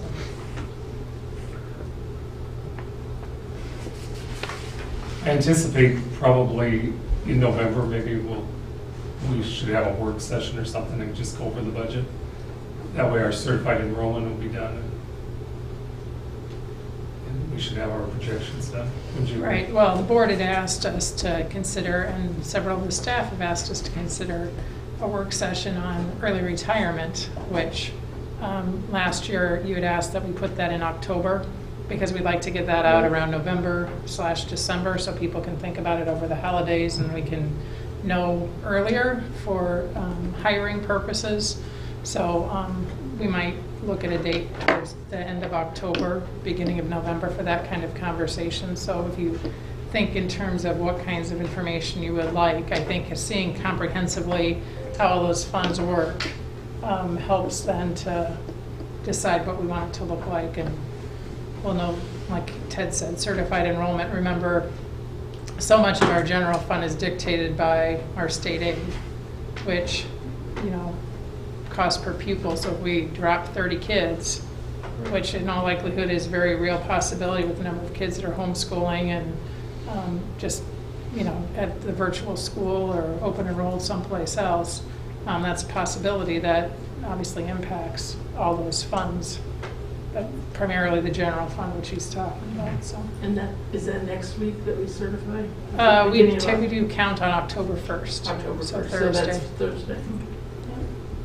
And then we'll do special We ed actually counts. certify on the 15th, so. Yeah, you don't certify on the always know till 15th. the 15th. Yeah, you take, Just you because take you're- your count on the 1st, but you don't certify until You're the working 15th. through it. And some of the remote learners that have transferred back in, since they'll be All of our here, remote learners are considered in person. okay. I mean, Okay. we That count is them just like we would if they were here. differentiation. Okay, Yeah, it's the ones who have opted to homeschool okay, that were here before and just are not using any services from the school.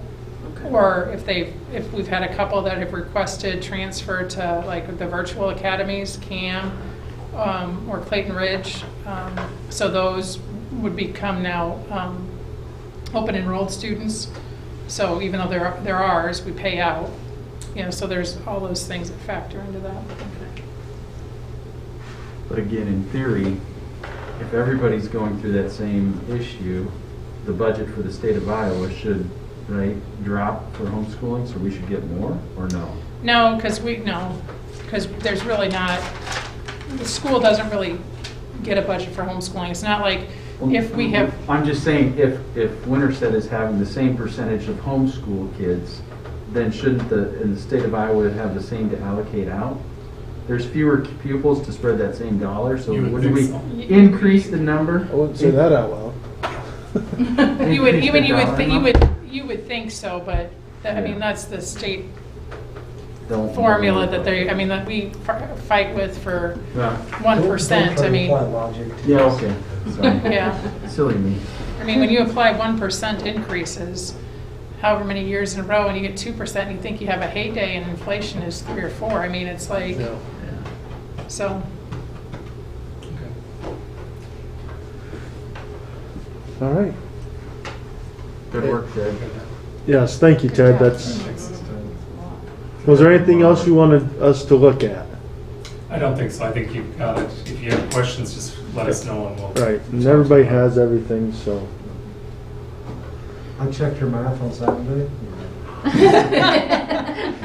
Well, it's too late if it's not. Just have him come in when the The auditor. auditor, Yeah. he'll write us something more. All right, so that was just for a review. And now we have the discuss and approve the FY20 financial annual statement. So So that was Settlement. the CAR report. that's everything that's in here. Okay. All right.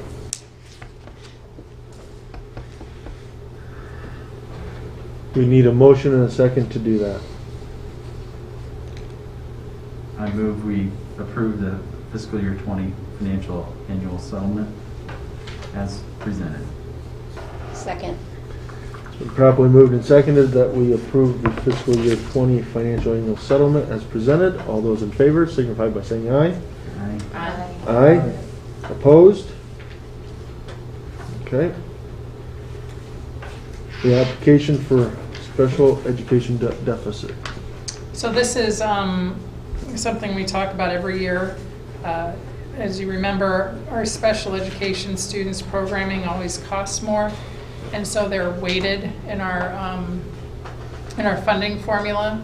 And so we have 3 classes of weighting. Unfortunately, even with that extra weighting, it doesn't always pay for the program. And so typically, we have to offset that deficit with a request for spending authority to do that. And so I'll tell you, I think that Keegan Smith has done a phenomenal job of looking at our special education program and making sure our students had services and supports that they need, yet making sure that we're being fiscally responsible for with our associates and what time they have with our students. So this year our deficit for special education is $41,993.29. I think, if you remember right, that was one of the questions I had when I interviewed, because it was over $400,000 in deficit. And so this is also driven by where our kids are placed, right? You know, so if we have a higher needs student that's placed in a residential facility outside of the state, we're paying for that. And so right now, we don't have too many high-risk students that are not placed in our district, but we do have some. So this will look different every year. Some years it might be positive, but I think that Keegan has done a very good job of working to know where those funds are going and why they're going where they are, but still making sure our kids get the supports they need. We are serving, I wouldn't say a significant amount, but a good chunk more students this year in our special ed program than we have in the past as well. So I think that's worth noting, that we're serving more students and he's maintaining, and actually it's decreased significantly in what our deficit is. So even though it's still a deficit, it's not what it was.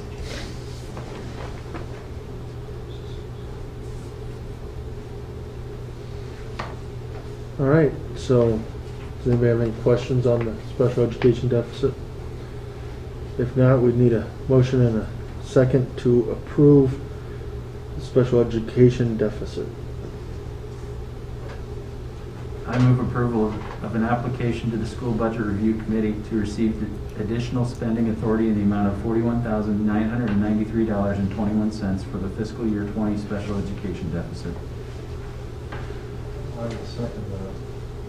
And I'm just going to clarify that it's 29 cents, just so the minutes are correct. So What did I say? 21. 21. You may have said 29, but your math caught 8 seconds. 8 cents. 8 cents. Or 8 cents. Okay, I just didn't know if you heard that. I just wanted to make sure you were writing the right number Thank down.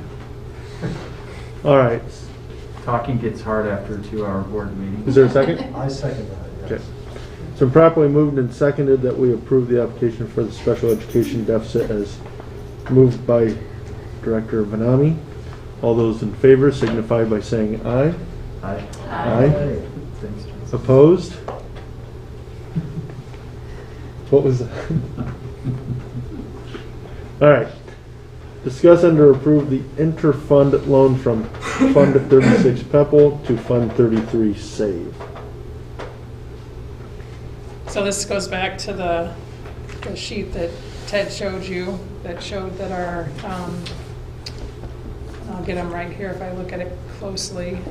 Save balance was short. Our save was short, but our Pepple was not, and so we need to move from Pepple to save.